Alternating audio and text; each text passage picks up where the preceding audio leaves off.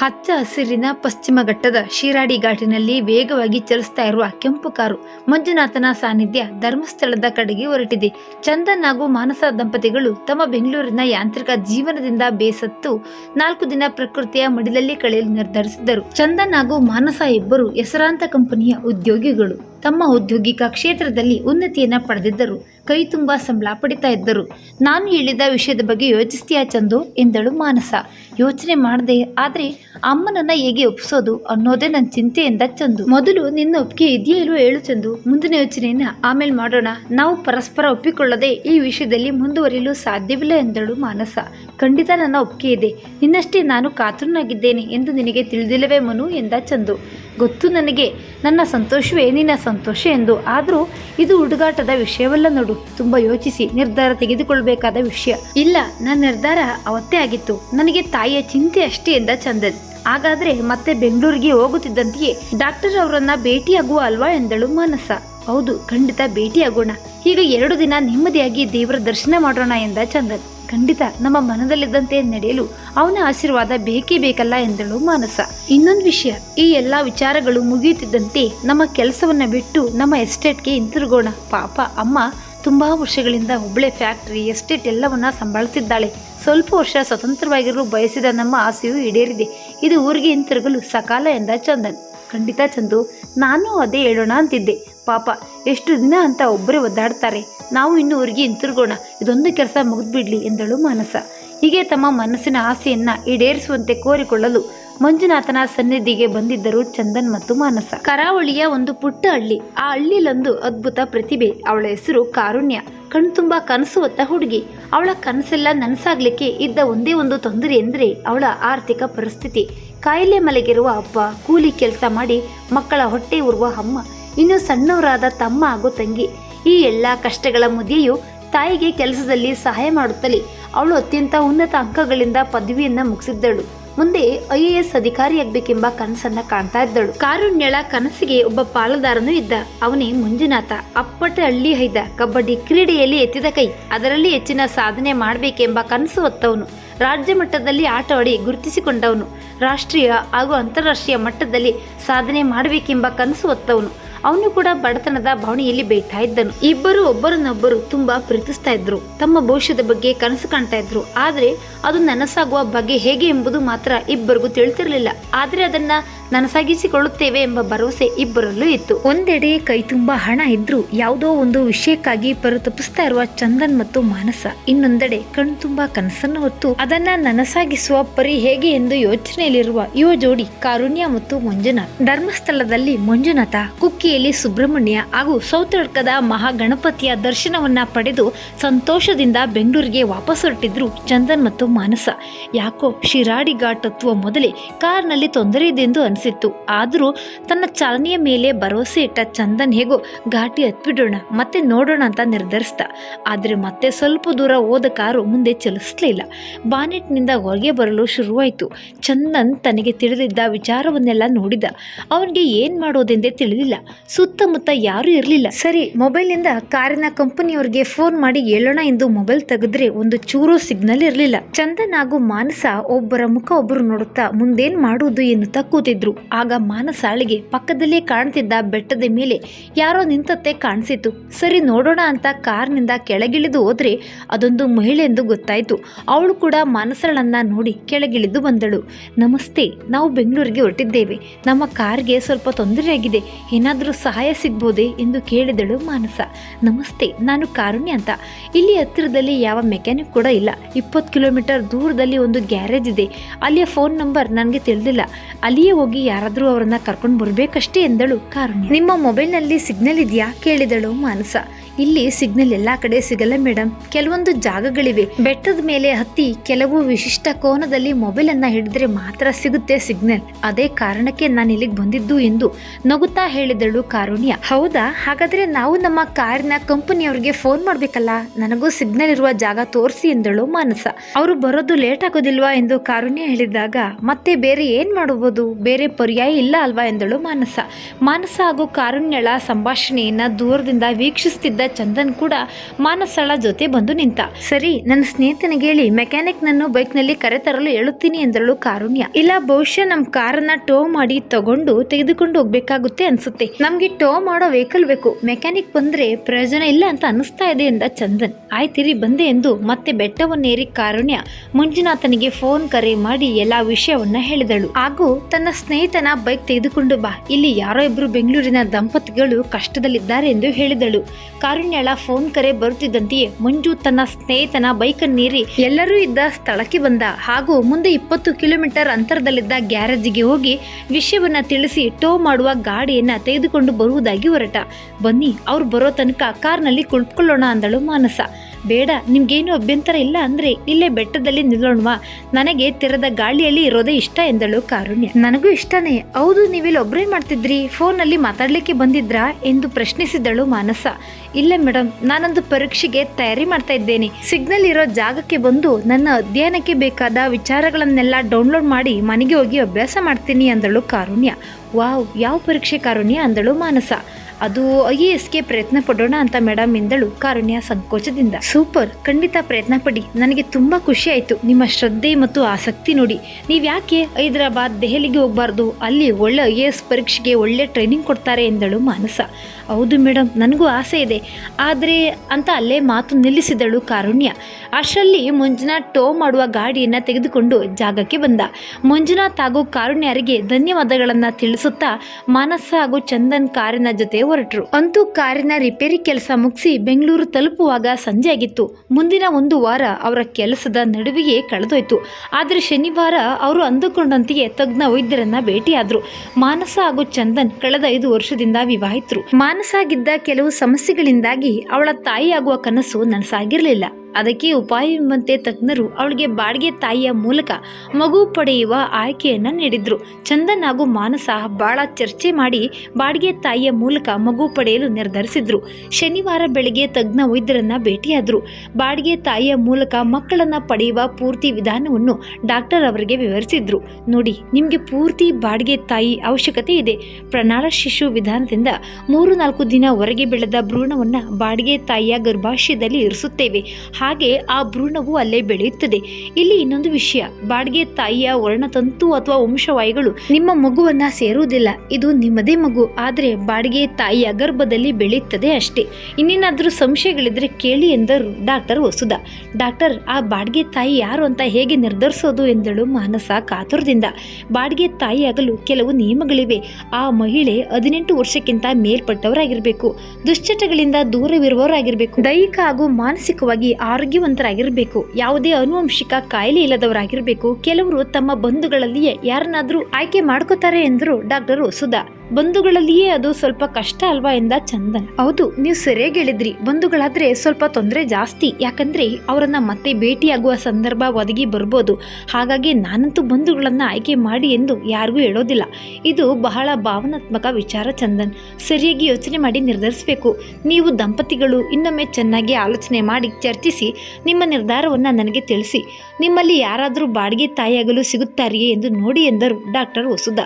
ವೈದ್ಯರಿಗೆ ವಂದನೆ ತಿಳಿಸುತ್ತಾ ದಂಪತಿಗಳು ಮನೆಗೆ ಬಂದರು. ಮಾನಸಳ ಮನಸ್ಸೆಲ್ಲ ಪುಟ್ಟ ಕಂದನ ಸುಂದರ ಕಲ್ಪನೆಯಲ್ಲಿಯೇ ತುಂಬಿ ಹೋಗಿತ್ತು. ಒಂದು ಕಾರುಣ್ಯಳ ಹುಟ್ಟಿದ ಹಬ್ಬ. ಚೆನ್ನಾಗಿ ಸಿಂಗರಿಸಿಕೊಂಡ ಕಾರುಣ್ಯ ಓದುವ ನೆಪದಲ್ಲಿ ಮಂಜುನಾಥ್ ಸಿಗ್ಬೋದು ಎಂಬ ಆಸೆಯಲ್ಲಿ ತಾನು ದಿನ ಓದಲು ಕೂರ್ತಾ ಇದ್ದ ಮರದ ಬುಡಕ್ಕೆ ಬಂದಳು. 1-2 ನಿಮಿಷ ಅವನಿಗಾಗಿ ಕಾದಳು. ಆದ್ರೆ ಅವನ ಸುಳಿವೇ ಇರಲಿಲ್ಲ. ಮತ್ತೆ ಓದಿನಲ್ಲಿ ನಿರತಳಾದಳು. ಸ್ವಲ್ಪ ಹೊತ್ತಿನಲ್ಲಿ ಕೈ ಚೀಲ ಹಿಡಿದು ಮಂಜು ರೋಡ್ನಲ್ಲಿ ನಡೆದು ಹೋಗ್ತಾ ಇರೋದು ಕಾಣಿಸಿತು. ಲೋ ಮಂಜು, ಯಾಕೋ ನನ್ ಕಾಣಿಸ್ತಿಲ್ವಾ? ಸುಮ್ಮನೆ ಹೋಗ್ತಿದ್ದೀಯಾ ಅಂದಳು ಕಾರುಣ್ಯ. ಸ್ವಲ್ಪ ಪೇಟೆಯಲ್ಲಿ ಕೆಲಸ ಇದೆ, ಹೋಗಿ ಬರ್ತೀನಿ ಅಂದ ಮಂಜು. ನನ್ನನ್ನ ಮಾತಾಡಿಸ್ದೆ ಹೋಗ್ತಾ ಇದ್ದೀಯಲ್ಲ ಅಂದ್ಲು ಕಾರುಣ್ಯ ಬೇಸರದಿಂದ. ಅಯ್ಯೋ, ದಿನ ಸಿಕ್ತಿವಲ್ಲೇ, ಬಂದ್ ಮಾತಾಡ್ತೀನಿ ಅಂದ ಮಂಜು. ಆಯ್ತು ಬಿಡು ಅಂತ ಹೇಳುವಾಗ ಕಾರುಣ್ಯ ಕಣ್ಣುಗಳು ತುಂಬಿ ಬಂದಿತ್ತು. ಅಯ್ಯೋ ಸಾರಿ ಕಣಮ್ಮ, ಸುಮ್ಮನೆ ತಮಾಷೆ ಮಾಡಿದೆ. ನೀನ್ ಏನ್ ಹೇಳ್ತೀಯ ನೋಡೋಣ ಅಂತ. ನೀನ್ ನೋಡಿದ್ರೆ ಬೇಜಾರು ಮಾಡ್ಕೊಂಡ್ಬಿಟ್ಟಿಯಾ ಎಂದು ಹೇಳಿ ಮಂಜು ಹತ್ತಿರ ಬಂದ. ಮಂಜು ನಾನು ಹೇಗೆ ಕಾಣಿಸ್ತಿದ್ದೀನಿ ಅಂದಳು ಕಾರುಣ್ಯ ಸಂಭ್ರಮದಿಂದ. ಏನು ಮಾಮೂಲಾಗಿ ಕಾಣ್ತಾ ಇದ್ದೀಯಾ ಅಂದ ಮಂಜು. ಹೌದಾ, ಸರಿ ಬಿಡು, ಎಲ್ಲೋ ಹೊರಟಿದ್ದೀಯಲ್ಲ ಹೋಗು ಅಂದಳು ಕಾರುಣ್ಯ. ಮಾತಾಡೋಕ್ಕೆ ಕರೆದು ಮಾತಾಡದೆ ಹಾಗೆ ಕಳಿಸ್ತಾ ಇದ್ದೀಯಾ, ಏನು ವಿಷಯ ಅಂದ ಮಂಜು. ಅದು ಏನಿಲ್ಲ ಬಿಡು, ನೀನು ಹೊರಡು ಅಂದಳು ಕಾರುಣ್ಯ ಬೇಸರದಿಂದ. ಒಂದ್ಸರಿ ಕಣ್ಮುಚ್ಚು ಅಂದ ಮಂಜು. ಯಾಕೋ ಎನ್ನುತ್ತಾ ಕಣ್ಮುಚ್ಚಿದಳು ಕಾರುಣ್ಯ. ಅವಳು ಕಣ್ಣು ಮುಚ್ಚುತ್ತಿದ್ದಂತೆಯೇ ತಾನೇ ಮನೆಯಲ್ಲಿ ಮಾಡಿದ ಕೇಕ್ ಅನ್ನ ತೆಗೆದು ಅವಳ ಮುಂದಿಟ್ಟ. ವಾವ್ ಮಂಜು, ನೆನ್ಪಿರ್ಲಿಲ್ಲ ಅನ್ಕೊಂಡಿದ್ದೆ, ನೀನೇ ಮಾಡಿದ ಕೇಕ ಅಂದಳು ಕಾರುಣ್ಯ ಆಶ್ಚರ್ಯದಿಂದ. ಪುಟ್ಟ, ನೆನ್ಪಿತ್ತು, ಸುಮ್ನೆ ನಿನ್ನನ್ನ ರೇಗ್ಸೋಣ ಅಂತ ತಮಾಷೆ ಮಾಡ್ದೆ ಕಣೋ, ಎಷ್ಟು ಬೇಜಾರ್ ಮಾಡ್ಕೊಂಡೆ ನೋಡು ಅಂದ ಮಂಜು. ಬೇಗ ಕೇಕ್ ಕಟ್ ಮಾಡು, ನಿನ್ಗೊಂದ್ ಸರ್ಪ್ರೈಸ್ ಗಿಫ್ಟ್ ಕೂಡ ಇದೆ ಅಂದ ಮಂಜು. ಕಾರುಣ್ಯ ಕೇಕ್ ಕಟ್ ಮಾಡಿದ ನಂತರ ಮಂಜು ನಿಧಾನವಾಗಿ ತನ್ನ ಬ್ಯಾಗಿನಿಂದ ತಾನೇ ತಯಾರಿಸಿದ ಗುಲಾಬಿ ಹೂಗಳ ಹೂಗುಚ್ಚ ಹಾಗೂ ಒಂದು ಪುಟ್ಟ ಕಾಗದವನ್ನ ಹೊರಗೆ ತೆಗೆದ. Karunya, happy birthday, I love you ಕಣೆ ಅಂದ Manju. I love you too Manju, thank you so much, ತುಂಬಾ ಖುಷಿ ಆಯ್ತು, ನೀನೆಲ್ಲಿ ನನ್ನ ಬರ್ತ್ಡೇ ಮರ್ತು ಬಿಟ್ಟಿಯೋ ಅಂತ ಎಷ್ಟು ಬೇಜಾರಾಗಿದ್ದೆ ಗೊತ್ತಾ ಅಂದಳು ಕಾರುಣ್ಯ. ನನ್ನ ಜೀವ ಕಣೆ ನೀನು, ನಿನ್ನ ಹುಟ್ಟಿದ ಹಬ್ಬ ಹೇಗ್ ಮರಿಲಿ ನಾನು, ಹಿರು ಇದನ್ನ ಓದು ಅಂತ ಅವನು ಬರೆದಿದ್ದ ಕವಿತೆಯೊಂದನ್ನ ಕಾರುಣ್ಯಾಳಿಗೆ ಕೊಟ್ಟ. ಬೇಡ ಕಣು, ನೀನೇ ನಿನ್ನ ಭಾವನೆಗಳನ್ನ ಓದಿದ್ರೆ ಚಂದ ಅಂದಳು ಕಾರುಣ್ಯ. ಬಟ್ಟಲು ಕಂಗಳ ಮುದ್ದಿನ ಚೆಲುವೆ, ದಂತದ ಬಣ್ಣದ ಮುತ್ತಿನ ಗೊಂಬೆ, ನಿನ್ನ ಪದಗಳಲ್ಲಿ ನಾ ವರ್ಣಿಸ್ಲಾರೆ, ಆ ರೂಪವು ಮನದಲ್ಲಿ ಭದ್ರವಾಗಿದೆ. 100 ಕನಸನ್ನ ಕಾಣುವ ಕಣ್ಣು, ಕನಸನ್ನ ನನಸಾಗಿಸುವ ಛಲವು, ಕಷ್ಟ ಕೋಟಲೆಗೆ ಹೆದರದೆ ಅಂಜದೆ ಮುನ್ನುಗ್ಗಿ ಸಾಧಿಸುವ ಛಲ ನಿನಗಿದೆ. ನಿನ್ನಯ ಪ್ರತಿ ಹೋರಾಟದಲ್ಲೂ ನಿನ್ನೆಯ ಜೊತೆಗಿರುವೆ ಎಂದೆಂದು, ಈ ಜನ್ಮಕ್ಕೆ ನೀನೇ ಸಂಗಾತಿ, ನಿನಗಾಗಿಯೇ ಮೀಸಲು ನನ್ನ ಪ್ರೀತಿ, ಹುಟ್ಟುಹಬ್ಬದ ಹಾರ್ದಿಕ ಶುಭಾಶಯಗಳು ಎಂದು ಕವನ ಓದಿ ಮುಗಿಸುತ್ತಿದ್ದಂತೆಯೇ ಭಾವುಕಳಾದ ಕಾರುಣ್ಯ ಮಂಜುವನ್ನು ಅಪ್ಪಿಕೊಂಡಳು. ಎಷ್ಟು ಚೆನ್ನಾಗಿ ಬರ್ದಿದ್ಯೋ ಮಂಜು, ನಿನ್ನ ಮನಸ್ಸಿನ ಭಾವನೆಗಳೆಲ್ಲ ನನಗೆ ತಿಳಿತು ಎಂದಳು ಸಂತೋಷದಿಂದ. ಇರಮ್ಮ, ಇನ್ನೂ ಒಂದು ವಿಷಯ ಕೊಡ್ಬೇಕು ನಿನಗೆ ಎಂದ ಮಂಜು. ಏನೋ ಇವತ್ತು ಸಂತೋಷದಿಂದ ಸತ್ಯ ಹೋಗ್ತೀನಿ ನಾನು ಕಣೋ ಅಂದಳು ಕಾರುಣ್ಯ. ನೋಡು, ಓಪನ್ ಮಾಡಿ ನೋಡು ಏನಿದೆ ಅಂತ ಎಂದು ಉಡುಗೊರೆಯೊಂದನ್ನ ನೀಡಿದ ಮಂಜು. ಓ ಮೈ ಗಾಡ್, ವೈರ್ಲೆಸ್ ಹೆಡ್ಫೋನ್, ಇಷ್ಟೆಲ್ಲ ದುಡ್ಡು ಎಲ್ಲಿತ್ತೋ ನಿನಗೆ ಮಂಜು ಅಂದಳು ಕಾರುಣ್ಯ. ಫಸ್ಟ್ ಚೆನ್ನಾಗಿದ್ಯಾ ಅದನ್ನ ಹೇಳು ಅಂದ ಮಂಜು. ಸೂಪರ್ ಆಗಿದೆ ಕಣು, ಆದ್ರೆ ದುಡ್ಡೆಲ್ಲಿಂದ ಅರೇಂಜ್ ಮಾಡಿದ್ಯೋ, ತುಂಬಾ ಕಾಸ್ಟ್ಲಿ ಇದು ಅಂದಳು ಕಾರುಣ್ಯ. ಸಾರಿ ಕಣೆ, ಇದು ಹೊಸ್ತಲ್ಲ, ಸೆಕೆಂಡ್ ಹ್ಯಾಂಡ್, ನನ್ನ ಫ್ರೆಂಡ್ ಹತ್ರ ತಗೊಂಡೆ, ಪರವಾಗಿಲ್ವಾ ಅಂದ ಮಂಜು. ಸಾರಿ ಯಾಕೆ ಕೇಳ್ತೀಯಾ, ನನ್ನ ಅಗತ್ಯತೆ ತಿಳ್ಕೊಂಡು ಕೊಟ್ಟಿದ್ಯಲ್ಲ, ಇದು ನನಗೆ ತುಂಬಾ ಹೆಲ್ಪ್ ಆಗುತ್ತೆ ಓದ್ಕೊಳ್ಳೋಕೆ. ಈ ಉಡುಗೊರೆಯ ಹಿಂದಿನ ಭಾವನೆ ಮುಖ್ಯ. ಥ್ಯಾಂಕ್ ಯು, ಖುಷಿ ಆಯ್ತು ನನಗೆ ಇವತ್ತು ಅಂದಳು ಕಾರುಣ್ಯ. ಖುಷಿ ಆಯ್ತು ಅಂತ ಓದೋದನ್ನ ನಿಲ್ಲಿಸ್ಬೇಡ, ಓದ್ಕೋ ಅಂದ ಮಂಜು. ಒಂದೊಂದ್ಸರ್ತಿ ಏನು ಬೇಡ ಅನ್ಸುತ್ತೆ ಕಣೋ, ಕೈಯಲ್ಲಿ ಹಣ ಇಲ್ಲದೆ ಏನು ಮಾಡಕ್ಕಾಗಲ್ಲ ಮಂಜು. ನಾನು ಇಷ್ಟೇ ಕಷ್ಟಪಟ್ರು ಸರಿಯಾದ ಟ್ರೈನಿಂಗ್ ಇಲ್ಲದೆ ಪರೀಕ್ಷೆ ಪಾಸ್ ಮಾಡಕ್ ಆಗೋದಿಲ್ಲ ಅಂದಳು ಕಾರುಣ್ಯ. ಬೇಜಾರಾಗ್ಬೇಡ ಹುಡುಗಿ, ನಾನು ಇದ್ದೀನಿ ನಿನ್ ಜೊತೆಗೆ, ಏನಾದ್ರೂ ಮಾಡಿ ನಿನ್ ಕನಸನ್ನ ನನಸ್ ಮಾಡ್ತೀನಿ, ನೋಡ್ತಾ ಇರ್ಬೇಕಾದ್ರೆ ನಿನಗೋಸ್ಕರ ಬ್ಯಾಂಕ್ ಲೂಟಿ ಮಾಡ್ಲಾ ಅಂದ ನಗುತ್ತಾ. ನೀನ್ ಯಾವಾಗ್ಲೂ ತಮಾಷೆನೆ ಮಂಜು, ಸ್ವಲ್ಪ ಯೋಚನೆ ಮಾಡು, ಇದೆಲ್ಲ ಸಾಧ್ಯನಾ ಅಂತ ಅಂದಳು ಕಾರುಣ್ಯ. ಇವತ್ತು ನಿನ್ನ ಹುಟ್ಟಿದ ದಿನ, ಖುಷಿಯಾಗಿರು, ಆರಾಮಾಗಿರು, ಚಿಂತೆ ಮಾಡ್ಬೇಡ, ನಿನ್ನೆಲ್ಲ ಕನಸು ನೆರವೇರುತ್ತದೆ. ಆ ಜವಾಬ್ದಾರಿ ಎಲ್ಲ ನನ್ನದು ಆಯ್ತಾ, ಈಗ ಆರಾಮಾಗಿ ಓದ್ಕೋ, ನನಗೊಂದ್ ಸ್ವಲ್ಪ ಕೆಲಸ ಇದೆ, ನಾನು ಹೋಗಿ ಬರ್ತೀನಿ ಅಂದ ಮಂಜು. ಇತ್ತ ಬೆಂಗಳೂರಿನಲ್ಲಿ ಚಂದನ್ ಹಾಗೂ ಮಾನಸ ಬಾಡಿಗೆ ತಾಯಿಯ ಹುಡುಕಾಟದಲ್ಲಿದ್ದಾರೆ. ವೈದ್ಯರ ಸಲಹೆಯಂತೆ ಆರೋಗ್ಯವಂತ ಯುವ ಮಹಿಳೆಯ ಅವಶ್ಯಕತೆ ಅವರಿಗಿತ್ತು. ಬಂಧುಗಳಲ್ಲಿ ಯಾರು ಬೇಡವೆಂದು ಇಬ್ರು ಚರ್ಚಿಸಿ ತೀರ್ಮಾನಿಸಿದ್ರು. ಹಾಗೆ ಪರಿಚಯಸ್ಥರಲ್ಲಿ ಯಾರು ಬೇಡ ಎಂಬುದು ಇಬ್ಬರ ತೀರ್ಮಾನವಾಗಿತ್ತು. ಹಾಗಾದ್ರೆ ಎಲ್ಲಿಂದ ಹುಡುಕೋದು, ಯಾರನ್ನು ಹುಡುಕೋದು ಎಂಬುದೇ ಅವರ ಮುಂದಿರುವ ಪ್ರಶ್ನೆಯಾಗಿತ್ತು. ಇಡೀ ದಿನ ಇಂಟರ್ನೆಟ್ ಅಲ್ಲಿ ಇದರ ಬಗ್ಗೆನೇ ಹುಡುಕುತ್ತಾ ಕೂತಿರ್ತಿದ್ದಳು ಮಾನಸ. ಆದ್ರೆ ಎಲ್ಲೂ ಅವಳ ಮನಸ್ಸಿಗೆ ಒಪ್ಪುವಂತಹ ಮಹಿಳೆ ಸಿಕ್ಕಿರಲಿಲ್ಲ. ಕಂಪ್ಯೂಟರ್ನಲ್ಲಿ ಅವಳ ಧರ್ಮಸ್ಥಳದ ಪ್ರವಾಸದ ಫೋಟೋಗಳನ್ನ ನೋಡ್ತಾ ಇರುವಾಗ ಅವಳ ಮನಸ್ಸಿನಲ್ಲಿ ಒಂದು ಆಲೋಚನೆ ಒಳೆಯಿತು. ಆಫೀಸ್ ಮುಗಿಸಿ ಬಂದಿದ್ದ ಚಂದು ಮಾನಸ ಊಟದ ಟೇಬಲ್ ಮೇಲೆ ಕೂತಿದ್ರು. ಚಂದು, ನನ್ನ ಮನಸ್ಸಿನಲ್ಲೊಂದು ಯೋಚನೆ ಇದೆ, ಹೇಳ ಅಂದಳು ಮಾನಸ. ನನ್ನ ಹತ್ರ ಮಾತಾಡೋಕೆ ನಿಂದೆಂತದ್ದಮ್ಮ ಪೀಟ್ಗೆ, ಹೇಳು ಮನು ಅಂದ ಚಂದು. ಚಂದು, ನಾವು ಬಾಡಿಗೆ ತಾಯಿಗೋಸ್ಕರ ಹುಡುಕ್ತಾ ಇದ್ದೀವಿ ಅಲ್ವಾ, ನನ್ನ ಮನಸ್ಸಿನಲ್ಲಿ ಒಬ್ಳು ಹುಡುಗಿದ್ದಾಳೆ ಅಂದಳು ಮಾನಸ. ಯಾರದು ಅಂದ ಚಂದು. ಚಂದು, ಅವತ್ತು ನಮ್ಮ ಕಾರು ಧರ್ಮಸ್ಥಳದ ಹತ್ರ ಹಾಳಾದಾಗ ಇಬ್ರು ನಮ್ಗೆ ಸಹಾಯ ಮಾಡಿದ್ರು ನೋಡು, ಆ ಹುಡುಗಿ ನೋಡೋಕು ಚೆನ್ನಾಗಿದ್ದಾಳೆ, ಸಣ್ಣ ವಯಸ್ಸು, ತುಂಬಾ ಬುದ್ಧಿವಂತೆ, ಯಾಕೆ ಒಂದ್ ಮಾತು ಕೇಳಬಾರ್ದು, ಅವಳು ಯಾರು ಏನು ಅಂತ ಅವಳ ಬಗ್ಗೆ ನಮ್ಗೇನು ಗೊತ್ತಿಲ್ವಲ್ಲ ಮನು ಅಂದ ಚಂದು. ಹೌದು ಮನು, ಅದಕ್ಕೋಸ್ಕರನೇ ನಾನು ಅವಳೇ ಇರ್ಲಿ ಅಂತ ಹೇಳಿದ್ದು. ಗೊತ್ತಿರೋರಾದ್ರೆ ಸುಮ್ನೆ ತೊಂದರೆ ಆಗುತ್ತೆ, ಮತ್ತೆ ಮತ್ತೆ ನಮ್ಗೆ ಭೇಟಿ ಆಗ್ತಾರೆ, ನಮ್ಗೆ ಅಪರಿಚಿತರಾದ್ರೆ ಮಗುನ ಎತ್ಕೊಟ್ಟ ನಂತರ ನಮ್ಮ ಅವರ ಭೇಟಿ ಇರೋಲ್ಲ ಅಲ್ವಾ, ಹಾಗಾಗಿ ಈ ಹುಡುಗಿ ಆಗ್ಬೋದು ಅಂತ ಅನ್ಕೊಂಡೆ, ನೀನೇನ್ ಹೇಳ್ತೀಯ ಅಂದಳು ಮಾನಸ. ಗುಡ್ ಐಡಿಯಾ, ಆದ್ರೆ ಅವ್ರನ್ನ ಹೇಗೆ ಹುಡ್ಕೋದು, ನಮ್ಗೆ ಅಡ್ರೆಸ್ಸೇ ಗೊತ್ತಿಲ್ವಲ್ಲೇ ಅಂದ ಚಂದು. ಹೌದು, ಆದರೆ ನಾವು ಮತ್ತೊಮ್ಮೆ ಅದೇ ದಾರಿಯಲ್ಲಿ ಹೋಗೋಣವಾ, ಅವಳು ದಿನ ಅಲ್ಲಿ ಓದ್ಲಿಕ್ಕೆ ಬರ್ತೀನಿ ಅಂತ ಹೇಳಿದ್ದು ನೆನಪು, ಅಲ್ಲೆಲ್ಲ ಹಳ್ಳಿಯವಳು ಅಂತ ಅನ್ಸುತ್ತೆ ಅಂದಳು ಮಾನಸ. ಅಯ್ಯೋ, ಅಲ್ಲೆಲ್ಲ ಹಳ್ಳಿ ಅಂದ್ರೆ ಅಷ್ಟು ಸುಲಭನ ಅವಳು ಹುಡ್ಕೋದು ಅಂದ ಚಂದು. ಇಲ್ಲ, ಆ ಹುಡುಗಿ ನನಗೆ ತುಂಬಾ ಇಷ್ಟವಾಗಿದ್ದಾಳೆ, ಒಂದ್ ಸರ್ತಿ ಹೋಗಿ ನೋಡೋಣ, ಸಿಗ್ತಾಳ ಅಂತನಾದ್ರೂ ಪ್ರಯತ್ನ ಪಡೋಣ. ಪ್ಲೀಸ್ ಅಂದಳು ಮಾನಸ. ಆಯ್ತು, ಅವಳು ಸಿಕ್ಕಳು ಅಂತ ಇಟ್ಕೋ, ಅವಳು ಬಾಡ್ಗೆ ತಾಯಿ ಆಗೋದಕ್ಕೆ ಒಕ್ಕೋತಾಳ ಮನು ಅಂತ ಅನುಮಾನದಿಂದ ಹೇಳಿದ ಚಂದು. ಚಂದು, ನಾವಿಲ್ಲೇ ಕೂತ್ಕೊಂಡು ಲೆಕ್ಕಾಚಾರ ಆಗ್ತಾ ಇದ್ರೆ ಒಂದು ಕೆಲಸ ಕೂಡ ಆಗಲ್ಲ ಅಂದಳು ಮಾನಸ. ಸರಿ ಮೇಡಮ್, ಈ ಭಾನುವಾರನೇ ಹೋಗ್ಬರೋಣ, ನೋಡೋಣ ಆ ಹುಡ್ಗಿ ಒಪ್ಕೋತಾಳ ಅಂತ ಅಂದ ಚಂದು. ಬರುವ ಭಾನುವಾರಕ್ಕಾಗಿ ಕಾತುರದಿಂದ ಕಾದಿದ್ದಳು ಮಾನಸ. ಒಂದು ಬೆಳಗ್ಗೆ ಬೇಗನೆ ಹೊರಟು ಚಂದನ್ ಮಾನಸ ಕಾರು ಹಾಳಾಗಿದ್ದ ಸ್ಥಳಕ್ಕೆ ತಲುಪಿ ಅಲ್ಲೇ ಕಾರುಣ್ಯಗೋಸ್ಕರ ಕಾಯುತ್ತಾ ನಿಂತರು. ತನ್ನ ದಿನದ ಸಮಯಕ್ಕೆ ಸರಿಯಾಗಿ ಕಾರುಣ್ಯ ಪುಸ್ತಕ ಮೊಬೈಲ್ಗಳನ್ನ ತೆಗೆದುಕೊಂಡು ಆ ಜಾಗಕ್ಕೆ ಬಂದಳು. ಕಾರುಣ್ಯ ಅವಳನ್ನ ನೋಡುತ್ತಿದ್ದಂತೆಯೇ ಮಾನಸಳಿಗೆ ತುಂಬಾ ಸಂತೋಷವಾಯಿತು. ತಕ್ಷಣ ಅವಳು ಕಾರಿನಿಂದ ಇಳಿದು ಕಾರುಣ್ಯಳ ಬಳಿಗೆ ಹೋದಳು. ಅರೆ, ನೀವು ಅವತ್ತು ಕಾರ್ ಹಾಳಾಗಿತ್ತಲ್ವಾ, ಅವರೇ ಅಲ್ವಾ ನೀವು? ಓ, ಧರ್ಮಸ್ಥಳ ಹೊರಟ್ರಾ ಅಂದಳು ಕಾರುಣ್ಯ.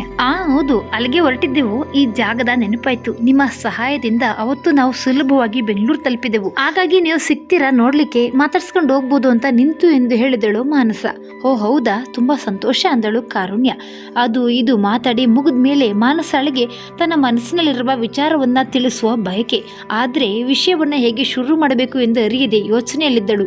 ಪದೇ ಪದೇ ಇಲ್ಲಿಗೆ ಬರಲಿಕ್ಕಾಗುವುದಿಲ್ಲ, ಹೇಗಾದ್ರೂ ಸರಿ ವಿಷಯ ತಿಳಿಸ್ಲೇಬೇಕು ಅಂತ ನಿರ್ಧರಿಸಿದ ಅವಳು ಕೊನೆಗೂ ಕೇಳಿದಳು. ಕಾರುಣ್ಯ, ನಿಮ್ಮ ಹತ್ರ ಏನೋ ಒಂದು ವಿಷಯ ಮಾತಾಡ್ಬೇಕು, ದಯವಿಟ್ಟು ನೀವು ತಪ್ಪು ತಿಳಿಬೇಡಿ ಅಂದಳು ಮಾನಸ. ಹೇಳಿ, ಅದ್ರಲ್ಲೇನು ಅಂದಳು ಕಾರುಣ್ಯ.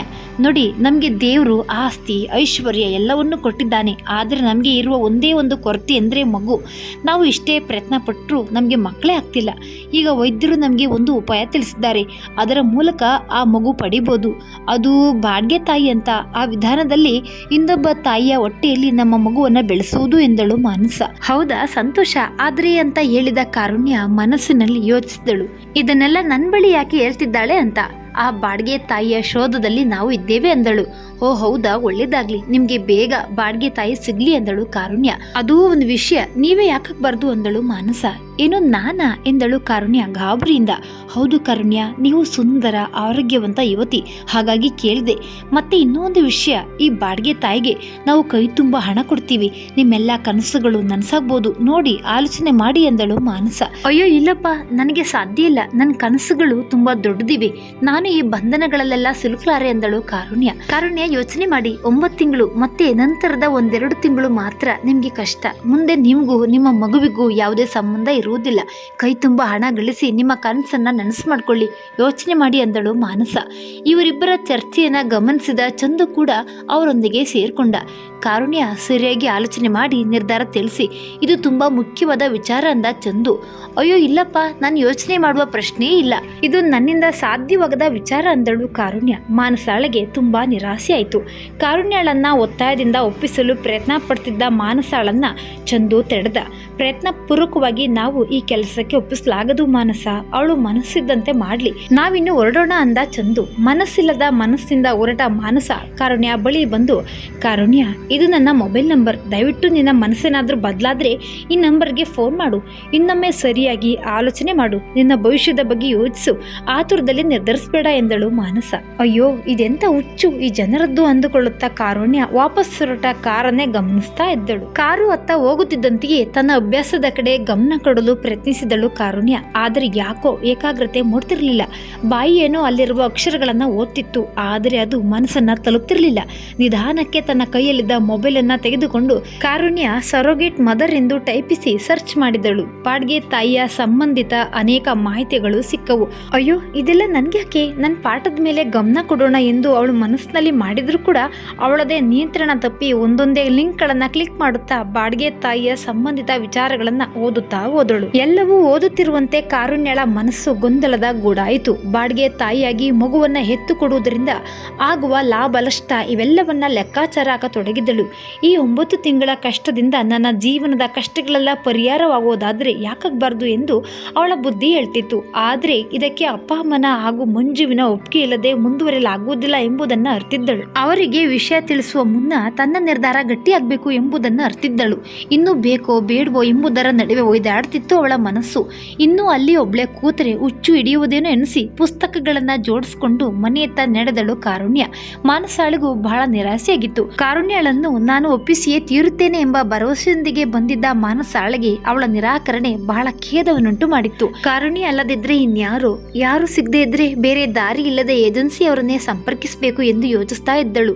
ಬೆಂಗಳೂರಿಗೆ ಬರುವ ದಾರಿಯುದ್ದಕ್ಕೂ ಚಂದನ್ನೊಡನೆ ಹೆಚ್ಚು ಮಾತಾಡದೆ ತನ್ನ ಮನದಲ್ಲಿಯೇ ವಿಚಾರ ವಿಮರ್ಶೆ ಮಾಡ್ತಾ ಇದ್ದಳು ಮಾನಸ.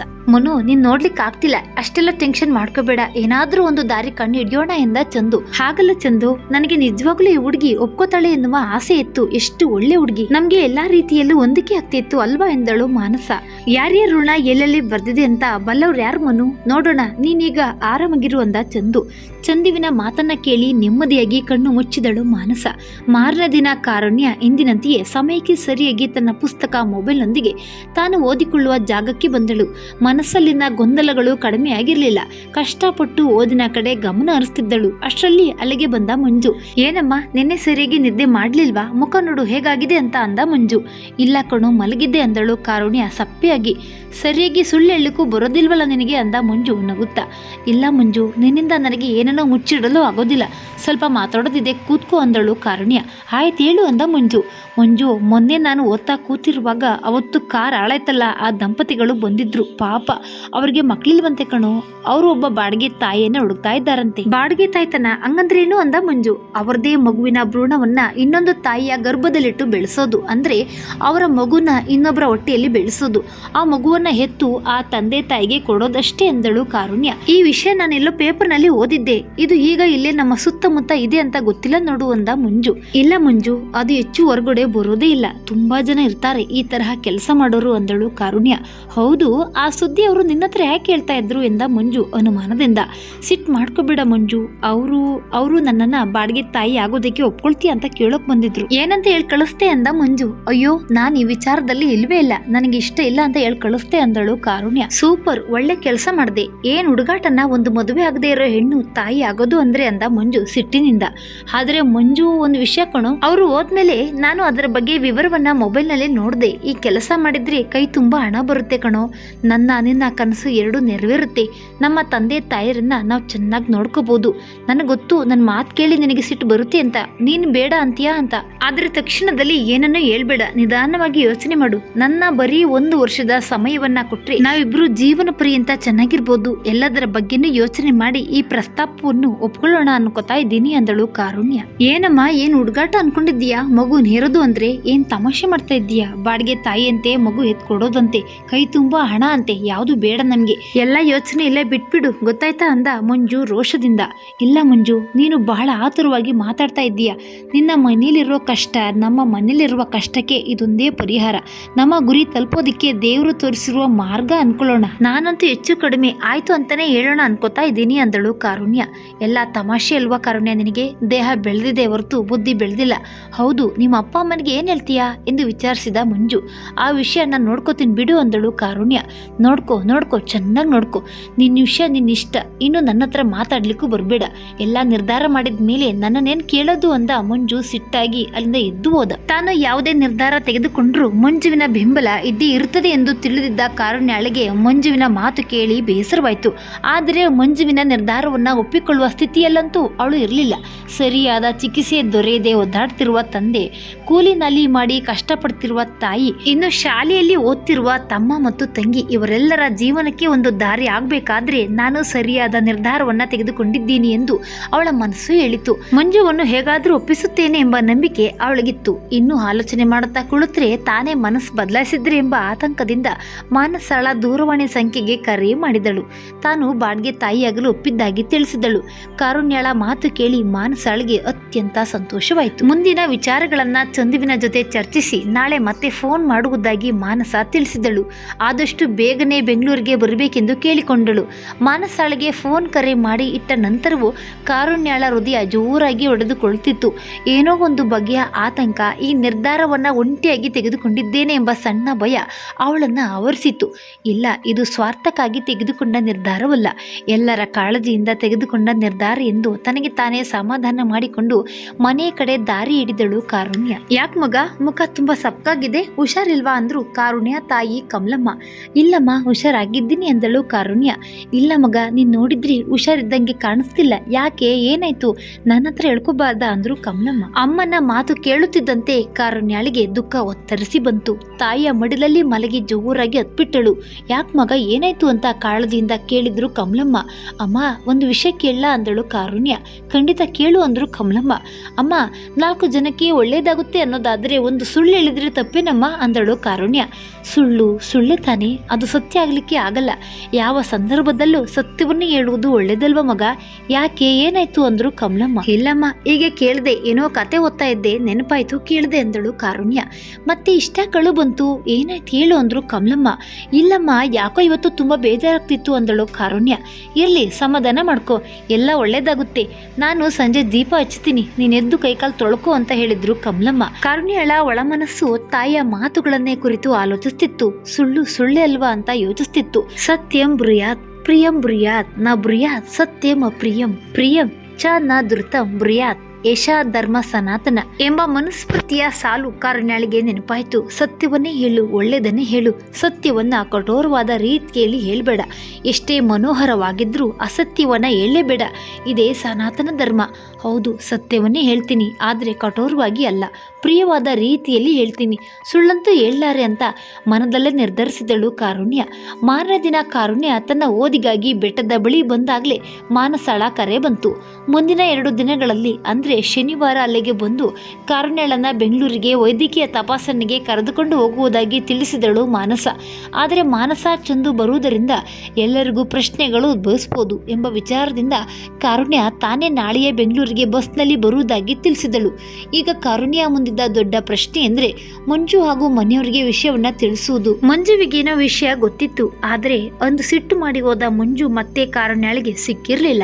ಇನ್ನು ಅವನನ್ನ ನಿರೀಕ್ಷಿಸುತ್ತಾ ಕುಳಿತುಕೊಳ್ಳುವುದರಲ್ಲಿ ಯಾವುದೇ ಅರ್ಥವಿಲ್ಲವೆಂದು ಹರಿತ ಕಾರುಣ್ಯ ಅವನು ದಿನವೂ ವ್ಯಾಯಾಮ ಹಾಗೂ ಕಸರತ್ತುಗಳನ್ನ ಮಾಡುವ ಶಾಲೆಯ ಮೈದಾನದಲ್ಲಿ ಅವನನ್ನ ಭೇಟಿಯಾಗಲು ನಿರ್ಧರಿಸಿ ಶಾಲೆಯ ಕಡೆ ಹೊರಟಳು. ಶಾಲೆ ಬಳಿ ಹೋದ ಕಾರುಣ್ಯಳಿಗೆ ಮಂಜು ಕಾಣಿಸಿದ. ಕಾರುಣ್ಯಳನ್ನ ನೋಡಿದ್ರು ನೋಡದವನಂತೆ ತನ್ನ ಅಭ್ಯಾಸದಲ್ಲಿ ನಿರತನಾಗಿದ್ದ ಮಂಜು ಸಾಕು, ನೀನು ನನ್ನ ನೋಡ್ದೆ ಅಂತ ನನಗೆ ಗೊತ್ತು, ದಯವಿಟ್ಟು 2 ನಿಮಿಷ ಮಾತಾಡ್ತೀನಿ ಬಾ ಅಂದಳು ಕಾರುಣ್ಯ. ಏನ್ ಬೇಗ ಹೇಳು ಅಂದ ಮಂಜು. ಅಷ್ಟು ದೂರದಲ್ಲಿ ನಿಂತು ಹೇಳಿದ್ರೆ ಕಿರ್ಚಿ ಹೇಳಕ್ಕಾಗುತ್ತಾ? ಸ್ವಲ್ಪ ಈ ಕಡೆ ಬರಬಾರ್ದ ಅಂದಳು ಕಾರುಣ್ಯ. ಆಯ್ತು, ಬೇಗ ಹೇಳು ಎನ್ನುತ್ತಾ ಅಸಹನೆಯಿಂದ ಬಂದ ಮಂಜು, ನಾನು ತುಂಬಾ ಆಲೋಚನೆ ಮಾಡಿ ಬಾಡಿಗೆ ತಾಯಿ ಆಗೋದಕ್ಕೆ ಒಪ್ಕೊಂಡಿದ್ದೀನಿ. ಇದರಲ್ಲಿ ನಿನ್ನ ಸಹಕಾರ ನನ್ನೊಂದಿಗಿದೆ ಎಂದು ತಿಳಿದಿದ್ದೇನೆ. ಏನ್ ಸಹಕಾರ? ನಾನು ಅವತ್ತೇ ಹೇಳಿಲ್ವಾ ನಿನಗೆ ನನಗಿಷ್ಟ ಇಲ್ಲ, ಬಿಟ್ಬಿಡು ಅಂತ? ನಿನಗೆ ಅದನ್ನ ಬಿಡ್ಲಿಕ್ಕೆ ಆಗ್ಲಿಲ್ಲ ಅಂದ್ರೆ ನನ್ನನ್ನೇ ಬಿಟ್ಬಿಡು ಅಂದ ಮಂಜು ಕೋಪದಿಂದ. ಮಂಜು, ನೀನ್ ಇವತ್ತು ನನ್ನ ಅರ್ಥ ಮಾಡ್ಕೊಳ್ಳದೆ ಹೋದ್ರೂ ಸ್ವಲ್ಪ ಶಾಂತನಾದ್ಮೇಲೆ ಅರ್ಥ ಮಾಡ್ಕೊಳ್ತೀಯ ಅನ್ನೋ ನಂಬಿಕೆ ನನಗಿದೆ. ನನ್ನೆಲ್ಲಾ ಕಷ್ಟಗಳಿಗೆ ಉತ್ತರವಾಗಿ ಇದನ್ನು ಒಪ್ಕೊಂಡಿದ್ದೀನಿ. ಇನ್ನೊಂದು ವಿಚಾರ, ದಯವಿಟ್ಟು ಈ ವಿಷಯ ನನ್ನಲ್ಲೇ ಇರಲಿ, ಯಾರಿಗೂ ಹೇಳ್ಬೇಡ. ನೀನು ಹೇಳೋದಿಲ್ಲ ಎಂಬ ನಂಬಿಕೆ ನನಗಿದೆ. ಬರ್ತೀನಿ ಎಂದು ಹೊರಟೇ ಬಿಟ್ಟಳು ಕಾರುಣ್ಯ ದಯವಿಟ್ಟು ತಾಳು ಎಂದು ಕರೆಯುತ್ತಾ ಇದ್ದ ಮಂಜುವಿನ ಕರೆ ಕೇಳ್ತಾ ಇದ್ರು ಕೇಳದವಳಂತೆ ಸರಸರನೆ ಶಾಲೆಯ ಆವರಣದಿಂದ ಹೊರಬಂದಳು ಕಾರುಣ್ಯ. ಮಂಜುವಿನ ಎದುರು ಅಳಬಾರದು ಎಂದು ನಿರ್ಧರಿಸಿದ್ದ ಕಾರುಣ್ಯ ಅಲ್ಲಿಂದ ಹೊರ ಬರುತ್ತಿದ್ದಂತೆಯೇ ಒಂದೆಡೆ ಕೂತು ಬಿಕ್ಕಿ ಹತ್ತಳು. ಸ್ವಲ್ಪ ಸಮಯದಲ್ಲಿ ತನಗೆ ತಾನೇ ಸಮಾಧಾನ ಮಾಡಿಕೊಳ್ಳುತ್ತಾ ಇನ್ನೂ ಅಪ್ಪ ಅಮ್ಮನಿಗೆ ವಿಷಯ ತಿಳಿಸಬೇಕು ಎಂದು ಮನೆಯ ದಾರಿ ಹಿಡಿದಳು. ಅಮ್ಮ, ನಾನ್ ನಾಳೆ ಬೆಂಗಳೂರಿಗೆ ಹೋಗ್ಬೇಕು, ಒಂದು ಸಂದರ್ಶನಕ್ಕೆ ಕರೆ ಬಂದಿದೆ ಎಂದಳು ಕಾರುಣ್ಯ. ಬೆಂಗಳೂರಿಗ? ನಾಳೆನೇ ಹೋಗ್ಬೇಕಾ? ಯಾವ ಕೆಲಸಕ್ಕಮ್ಮ ಎಂದು ಪ್ರಶ್ನಿಸಿದ್ರು ತಾಯಿ ಕಮಲಮ್ಮ. ಅಮ್ಮ, ನಾಳೆ ಸಂದರ್ಶನ ಮಾತ್ರ, ನಾನು ಅದರಲ್ಲಿ ತೇರ್ಗಡೆ ಆದ್ರೆ ಮಾತ್ರ ಮುಂದಿನ ವಿಚಾರ ಬಂದು ಎಲ್ಲವನ್ನ ವಿವರವಾಗಿ ಹೇಳ್ತೀನಿ, ಆಯ್ತಮ್ಮ ಅಂದಳು ಕಾರುಣ್ಯ. ಆಯ್ತು, ಹುಷಾರಾಗಿ ಹೋಗ್ಬಾ ಅಂದ್ರು ಕಮಲಮ್ಮ. ತನ್ನ ಜೀವಕ್ಕೆ ಜೀವವಾಗಿದ್ದ ಮಂಜುವಿನ ಮಾತನ್ನ ಕಡೆಗಣಿಸಿ ತಾಯಿಗೆ ಅರ್ಧ ಸತ್ಯವನ್ನಷ್ಟೇ ಹೇಳಿ ಬೆಂಗಳೂರಿಗೆ ಹೊರಟಿದ್ದಳು ಕಾರುಣ್ಯ. ಬೆಂಗಳೂರು ಸೇರಿದ ಕಾರುಣ್ಯಳನ್ನ ಎದುರುಗೊಳ್ಳಲು ಮಾನಸ ಮತ್ತು ಚಂದ್ರು ಮೆಜೆಸ್ಟಿಕ್ ನಲ್ಲಿಯೇ ಕಾದಿದ್ರು. ಕಾರುಣ್ಯ ಮಾನಸ ಮತ್ತು ಚಂದು ಜೊತೆ ಅವರ ಮನೆ ತಲುಪಿದಳು. ಕಾರುಣ್ಯ, 10 ಗಂಟೆಗೆ ವೈದ್ಯರನ್ನ ಭೇಟಿಯಾಗಬೇಕು, ನೀವು ಸ್ವಲ್ಪ ವಿಶ್ರಾಂತಿ ತೆಗೆದುಕೊಳ್ಳಿ, ಮತ್ತೆ ತಿಂಡಿ ತಿಂದು ಹೊರಡೋಣ ಎಂದಳು ಮಾನಸ. ಇಲ್ಲ ಮಾನಸ, ನಾನು ಬಸ್ನಲ್ಲಿ ಆರಾಮಾಗಿ ಬಂದೆ, ನನಗೇನು ತೊಂದರೆ ಆಗ್ಲಿಲ್ಲ, ನಾನು ನಿಮ್ಗೇನಾದ್ರೂ ಸಹಾಯ ಮಾಡ್ಲಾ ಅಂದಳು ಕಾರುಣ್ಯ. ಅಯ್ಯೋ ಬೇಡ ಕಾರುಣ್ಯ, ನೀವ್ ಈಗ ತಾನೇ ಬಂದಿದ್ದೀರಾ, ಇಲ್ಲೇ ಕೂತ್ಕೊಳ್ಳಿ, ನಾವು ಮಾತಾಡೋಣ ಅಂದಳು ಮಾನಸ. ಇವತ್ತು ಕೆಲಸಕ್ಕೆ ರಜನಾ ಅಂದಳು ಕಾರುಣ್ಯ. ಹೌದು ಕಾರುಣ್ಯ, ನಿಮ್ಗೆ ಒಂದು ವಿಷಯ ಕೇಳಲ್ಲ, ಏನೋ ಅನ್ಕೋಬಾರ್ದು ಅಂದಳು ಮಾನಸ. ಇಲ್ಲ ಕೇಳಿ ಅಂದಳು ಕಾರುಣ್ಯ. ಅಲ್ಲ, ಅವತ್ತು ಅಷ್ಟು ಖಂಡಿತವಾಗಿ ಸಾಧ್ಯವಿಲ್ಲ ಅಂದಿದ್ರಿ, ಹೇಗ್ ಮನಸ್ಸು ಬದಲಾಯಿತು ಎಂದು ಕೇಳಿದಳು ಮಾನಸ. ಇಲ್ಲ ಮಾನಸ, ನಾನ್ ನಿಮ್ಗೆ ಅವತ್ತು ಹೇಳಿದ್ನಲ್ಲ, ಮನೆಯಲ್ಲಿ ಪರಿಸ್ಥಿತಿ ಅಷ್ಟು ಚೆನ್ನಾಗಿಲ್ಲ, ನನಗೆ ದುಡ್ಡಿನ ಅವಶ್ಯಕತೆ ಇದೆ, ನಿಮ್ಮಲ್ಲಿ ಏನು ಮುಚ್ಚುಮರೆ, ಅದೇ ಕಾರಣಕ್ಕೆ ನಾನು ಬಾಡಿಗೆ ತಾಯಿಯಾಗಲು ಒಪ್ಕೊಂಡಿರುವುದು ಅಂದಳು ಕಾರುಣ್ಯ. ಕಾರುಣ್ಯ, ಕೆಲವೊಂದು ವಿಷಯವನ್ನು ನಾವು ನಿಮ್ಮ ಹತ್ರ ಮಾತಾಡಬೇಕು ಅಂದ ಚಂದು. ಹೇಳಿ ಅಂದಳು ಕಾರುಣ್ಯ. ಈಗ ವೈದ್ಯರ ಭೇಟಿಯ ನಂತರ ಅವರು ಎಲ್ಲ ಪರೀಕ್ಷೆಗಳನ್ನು ಮಾಡ್ತಾರೆ. ಅದರಲ್ಲಿ ನೀವು ತಾಯಿಯಾಗಲು ಸದೃಢರಾಗಿದ್ದೀರಿ ಎಂದು ತಿಳಿದ ನಂತರ ನಮ್ಮ ಮುಂದಿನ ಕೆಲಸ ಶುರುವಾಗುತ್ತದೆ. ಅಂದರೆ ನಾವು ಲಾಯರ್ ಒಬ್ಬರನ್ನ ಭೇಟಿಯಾಗಿ ಅಗ್ರಿಮೆಂಟ್ ಮಾಡ್ಕೊಳ್ಳೋಣ. ನಾವು ನಿಮಗೆ 15 ಲಕ್ಷ ರೂಪಾಯಿಗಳನ್ನು ಕೊಡಬೇಕು ಎಂದು ನಿರ್ಧರಿಸಿದ್ದೇವೆ. ನಿಮಗೆ ಈ ಮೊತ್ತ ಒಪ್ಕೆನಾ ಎಂದ ಚಂದು. ನನಗೆ ಇದ್ರ ಬಗ್ಗೆ ಅಷ್ಟು ಗೊತ್ತಿಲ್ಲ. ಸೂಕ್ತವಾದ ಮೊತ್ತವನ್ನ ನೀವು ಕೊಡ್ತೀರಿ ಅನ್ನೋ ನಂಬಿಕೆ ನನಗಿದೆ ಅಂದಳು ಕಾರುಣ್ಯ. ನಾವು ಎಲ್ಲ ಕಡೆ ವಿಚಾರಿಸಿಯೇ ಈ ಮೊತ್ತವನ್ನ ನಿರ್ಧಾರ ಮಾಡಿದ್ದೇವೆ. ನೀವು ನಿರಾತಂಕವಾಗಿರಿ. ಆದರೆ ನಾವು ಹಣವನ್ನ ಒಂದೇ ಸರಿ ಕೊಡಲಾಗುವುದಿಲ್ಲ, ಹಂತ ಹಂತವಾಗಿ ಕೊಡುತ್ತೇವೆ. ಒಪ್ಪಂದದ ಮೊತ್ತದ ಅರ್ಧದಷ್ಟು ಹಣವನ್ನ ಹೆರಿಗೆಯ ಮೊದಲು, ಉಳಿದ ಹಣವನ್ನ ಹೆರಿಗೆಯ ನಂತರವೂ ಕೊಡುತ್ತೇವೆ. ಒಪ್ಕೆನಾ ಎಂದ ಚಂದು. ಆಯ್ತು, ಯಾವುದಕ್ಕೂ ಮೊದಲು ನಾವು ವೈದ್ಯರನ್ನ ಭೇಟಿಯಾಗ್ಬಿಡೋಣ. ಉಳಿದ ಮಾತೆಲ್ಲ ನಂತರವಾಗಲಿ ಅಂದಳು ಕಾರುಣ್ಯ. ನಂತರ ಮೂವರು ಹೋಗಿ ವೈದ್ಯರನ್ನ ಭೇಟಿಯಾದ್ರು ಹಾಗೂ ಅವರು ತಿಳಿಸಿದ ಪರೀಕ್ಷೆಯನ್ನ ಮಾಡಿಸ್ಕೊಂಡು ಬಂದ್ರು. ಸಂಜೆ ಪರೀಕ್ಷೆಯ ವರದಿಗಳು ಬಂದಿತ್ತು. ಎಲ್ಲರಿಗೂ ಸಂತೋಷವಾಗುವಂತೆ ಕಾರುಣ್ಯ ಎಲ್ಲ ರೀತಿಯಲ್ಲೂ ತಾಯಿಯಾಗಲು ಯೋಗ್ಯವಾಗಿದ್ದಳು. ಕಾರುಣ್ಯ, ತುಂಬಾ ತುಂಬಾ ಧನ್ಯವಾದ. ನನಗಿವತ್ತು ಇಷ್ಟು ಸಂತೋಷ ಆಗ್ತಾ ಇದೆ ಅಂತ ಹೇಳಲಿಕ್ಕೆ ಆಗ್ತಾ ಇಲ್ಲ. ನನ್ನ ಕನಸಿನ ಕಡೆ ನಿಧಾನವಾಗಿ ಒಂದೊಂದೇ ಹೆಜ್ಜೆ ಇಡ್ತಾ ಇದ್ದೀನಿ ಅಂತ ಅನ್ನಿಸ್ತಾ ಇದೆ. ಕಾರುಣ್ಯ, ಥ್ಯಾಂಕ್ ಯು ಸೋ ಮಚ್ ಅಂದಳು ಮಾನಸ. ಹೌದು ಕಾರುಣ್ಯ, ನಿಮಗೆ ನಮ್ಮ ತುಂಬು ಹೃದಯದ ಧನ್ಯವಾದ. ಇನ್ನು ಮುಂದಿನ ವಿಧಾನಗಳಿಗಾಗಿ ವೈದ್ಯರು ಹೇಳಿದಂತೆ ನೀವು ಇನ್ನೊಂದು ವಾರದಲ್ಲಿ ಮತ್ತೆ ಬರಬೇಕು. ಆನಂತರ ನೀವು ನಮ್ಮೊಡನೆ ಇರಬೇಕು ಅನ್ನೋದೇ ನನ್ನ ಮತ್ತು ಮಾನಸಳ ಇಚ್ಛೆ ಅಂದ ಚಂದು. ನಾನು ಆ ವಿಷಯ ಹೇಳಬೇಕು ಅಂತಾನೆ ಅನ್ಕೊಂಡಿದ್ದೆ. ನಾನು ಮದುವೆ ಆಗದೆ ವಸೂರಿಯಾಗಿ ಊರಲ್ಲೇ ಇರೋದು ತುಂಬಾ ಕಷ್ಟವಾಗುತ್ತೆ. ಅದು ಸರಿನೂ ಅಲ್ಲ. ನಾನು ನನ್ನ ಅಪ್ಪ ಅಮ್ಮನಿಗೂ ಪೂರ್ತಿ ವಿಷಯ ತಿಳಿಸಿಲ್ಲ. ಹಾಗಂತ ನೀವೇನು ಯೋಚನೆ ಮಾಡಬೇಡಿ. ನಿಮಗೆ ಕೊಟ್ಟಿರುವ ಮಾತನ್ನ ನಾನಂತೂ ಉಳಿಸ್ಕೋತೀನಿ. ಆದ್ರೆ ಊರಲ್ಲಿ ಆ ಸಮಯದಲ್ಲಿ ಇರ್ಲಿಕ್ಕೆ ಆಗೋದಿಲ್ಲ. ನೀವೇ ಏನಾದ್ರೂ ವ್ಯವಸ್ಥೆ ಮಾಡಿ ಅಂತ ಹೇಳೋಣ ಅಂತ ಅನ್ಕೊಂಡಿದ್ದೆ. ನೀವ್ ಹೇಳಿದ್ದು ಒಳ್ಳೇದೇ ಆಯ್ತು ಅಂದಳು ಕಾರುಣ್ಯ. ಅಬ್ಬಾ, ನೀವೆಲ್ಲಿ ಒಪ್ಪಿಗೆ ಕೊಡೋದಿಲ್ವಾ ಅಂತ ಅನ್ಕೊಂಡಿದ್ದೆ. ನೀವು ನನ್ನ ಕಣ್ಣೆದುರಿಗೆ ಇರಬೇಕು. ನಾನೇ ಪ್ರೀತಿಯಿಂದ ನಿಮ್ಮನ್ನ ಚೆನ್ನಾಗಿ ನೋಡ್ಕೋಬೇಕು ಅಂತ ಅನ್ಕೋತಾ ಇದ್ದೀನಿ ಅಂದಳು ಮಾನಸ. ಆದ್ರೆ ಮಾನಸ, ಒಂದು ವಿಚಾರ, ನಾವಿಬ್ರು ಕೆಲ್ಸಕ್ಕೋದ್ರೆ ಇವ್ರೊಬ್ಬರೇ ಮನೇಲಿ ಇರ್ಬೇಕಾಗುತ್ತೆ. ಅದರ ಬದಲು ನಾವು ನಮ್ಮ ರಾಮನಗರದ ತೋಟದ ಮನೆಯಲ್ಲಿ ಇವರಿಗೆ ಉಳಿಯುವ ವ್ಯವಸ್ಥೆ ಮಾಡೋಣ. ಅಲ್ಲಿ ನಾಗಮ್ಮ ಇದ್ದಾರೆ, ಇವರನ್ನ ಚೆನ್ನಾಗಿ ನೋಡ್ಕೋತಾರೆ. ನಾವು ಶನಿವಾರ ಭಾನುವಾರ ಹೋಗೋಣ, ಏನಂತೀಯ ಅಂದ ಚಂದು. ಕರೆಕ್ಟ್, ಒಳ್ಳೆ ಐಡಿಯಾ. ಹಾಗೆ ಆಗ್ಲಿ ಚಂದು ಅಂದಳು ಮಾನಸ. ಸರಿ, ನಾನೇನು ಊರಿಗೆ ಹೊರಡ್ತೀನಿ. ಇನ್ನೊಂದು ವಾರದಲ್ಲಿ ಮತ್ತೆ ಇಲ್ಲಿಗೆ ಬರ್ತೀನಿ ಅಂದಳು ಕಾರುಣ್ಯ. ಚಂದು ಹಾಗೂ ಮಾನಸಾರಿಗೆ ವಿದಾಯ ಹೇಳಿ ಕಾರುಣ್ಯ ಮತ್ತೆ ಊರಿಗೆ ಬಂದಳು. ಮಗ, ಸಂದರ್ಶನ ಆಯ್ತಾ? ಹೇಗಾಯ್ತು ಅಂದ್ರು ಕಮಲಮ್ಮ. ಹೂನಮ್ಮ, ಒಂದು ಸುತ್ತು ಮುಗ್ದಿದೆ, ಆದ್ರೂ ಇನ್ನೊಂದು ಸುತ್ತು ಬಾಕಿ ಇದೆ ಅಂದಳು ಕಾರುಣ್ಯ.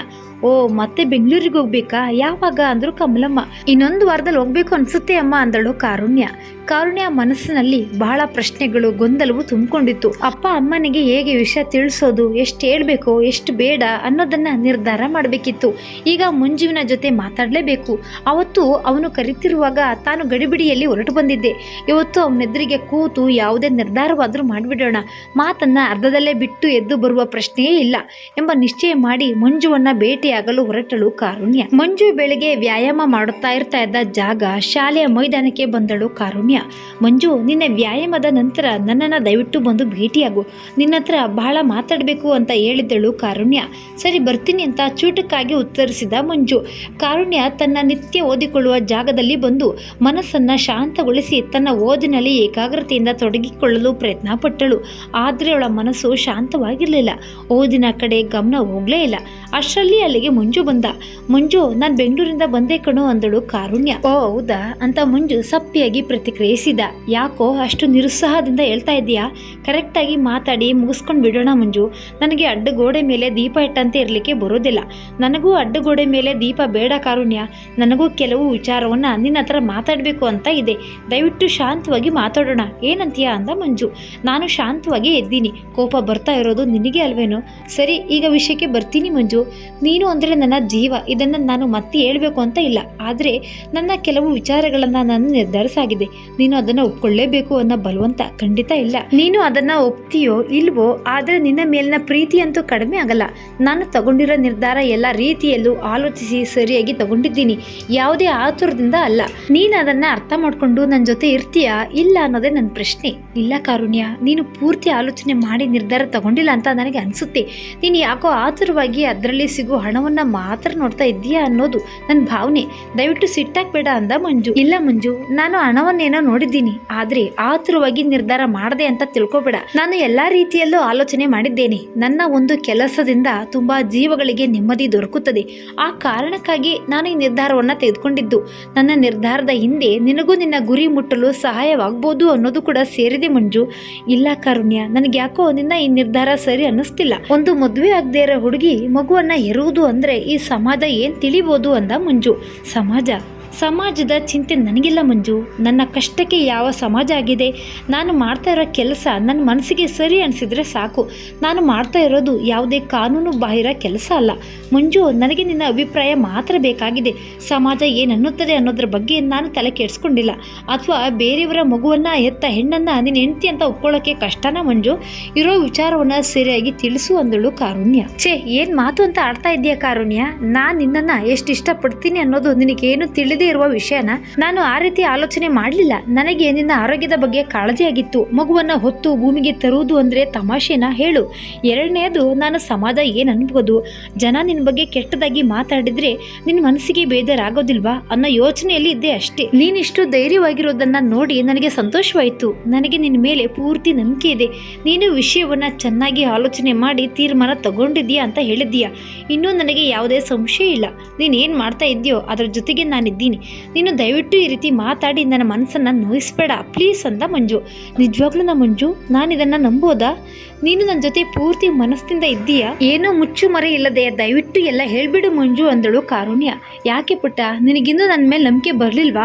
ಏನ್ ಮಾಡ್ಬೇಕು ಹೇಳು ನಿನಗೆ ನಂಬಿಕೆ ಬರ್ಲಿಕ್ಕೆ? ಲವ್ ಯು ಕಣಿ. ನಿನ್ನನ್ನು ಬಿಟ್ಟು ನಾನು ಹೇಗಿರ್ಲಿ? ನೀನು 2 ದಿನ ಬೆಂಗಳೂರಿಗೆ ಹೋಗಿದ್ದಕ್ಕೆ ಎಷ್ಟು ಒದ್ದಾಡ್ಬಿಟ್ಟೆ ಗೊತ್ತಾ? 1 ವಾರ ಆಯ್ತು ನೀನು ಸರಿಯಾಗಿ ಕೂತ್ಕೊಂಡು ಮಾತಾಡಿ. ನೀನೆಲ್ಲೇ ಇರ್ಲಿಕ್ಕೆ ಆಗೋದೇ ಇಲ್ವೇನೋ ಅನ್ನೋಷ್ಟು ಕಷ್ಟ ಆಗೋಯ್ತು. ನಾನು ಈ 1 ವಾರದಲ್ಲಿ ಎಷ್ಟು ಒದ್ದಾಡಿದೆ ಗೊತ್ತಾ?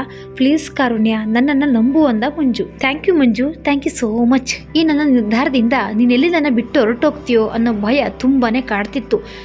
ತುಂಬಾ ಧನ್ಯವಾದ ಮಂಜು ಅಂತ ಭಾವುಕಳಾಗಿ ಮಂಜುವಿನ ಕೈ ಹಿಡಿದು ಕಣ್ಣೀರಿಟ್ಟಳು ಕಾರುಣ್ಯ.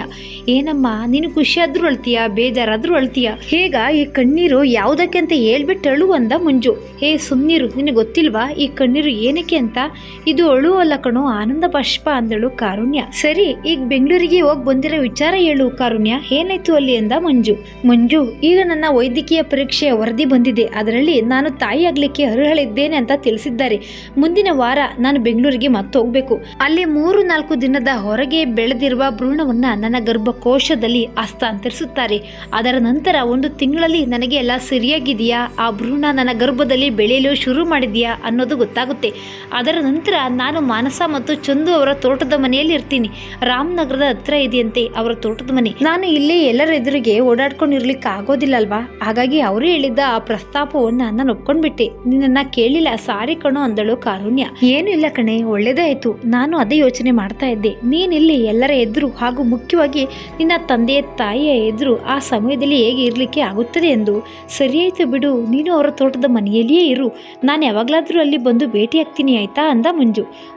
ಇನ್ನೊಂದು ವಿಚಾರ, ಮನೆಯಲ್ಲಿ ಈಗ ವಿಷಯ ಹೇಗೆ ತಿಳಿಸೋದು ಅಂತ ನನಗೆ ತುಂಬಾ ಟೆನ್ಷನ್ ಆಗೋಗಿದೆ ಕಣೋ. ಏನಾದ್ರೂ ಐಡಿಯಾ ಕೊಡ್ತೀಯಾ ಅಂದಳು ಕಾರುಣ್ಯ. ಮೊನ್ನೆ ಬೆಂಗಳೂರಿಗೆ ಹೋಗ್ತಾ ಏನಂತ ಹೇಳೋಗಿದ್ದೆ ಮನೆಯಲ್ಲಿ ಅಂದ ಮಂಜು. ಅವತ್ತು ಒಂದೇ ದಿನ ಅಲ್ವಾ, ಕೆಲಸದ ಸಂದರ್ಶನ ಇದೆ ಅಂತ ಹೇಳೋಗಿದ್ದೆ ಮಂಜು. ಆದರೆ ಈಗ ನಾನು ತುಂಬಾ ದಿನ ಮನೆಯಿಂದ ದೂರ ಇರ್ಬೇಕಲ್ವಾ, ಏನ್ ಹೇಳೋದು, ಹೇಗೆ ಹೇಳೋದು, ಏನ್ ಮಾಡೋದು ಅಂತ ಯೋಚನೆ ಮಾಡ್ತಾ ಇದ್ದೀನಿ ಮಂಜು ಅಂದಳು ಕಾರುಣ್ಯ. ಆ ಸುಳ್ಳನ್ನೇ ಮುಂದುವರ್ಸು ಕಾರುಣ್ಯ ಅಂದ ಮಂಜು. ಇಲ್ಲ ಮಂಜು, ಸುಳ್ಳು ಹೇಳಿಲ್ಲ. ನಾನಿದನ್ನ ಒಂದು ಕೆಲಸ ಅಂತಾನೆ ತಿಳ್ಕೊಂಡಿದ್ದೀನಿ. ಈ ಕೆಲಸದ ಸಂದರ್ಶನಕ್ಕೆ ಅಲ್ವಾ ನಾನು ಹೋಗಿದ್ದು.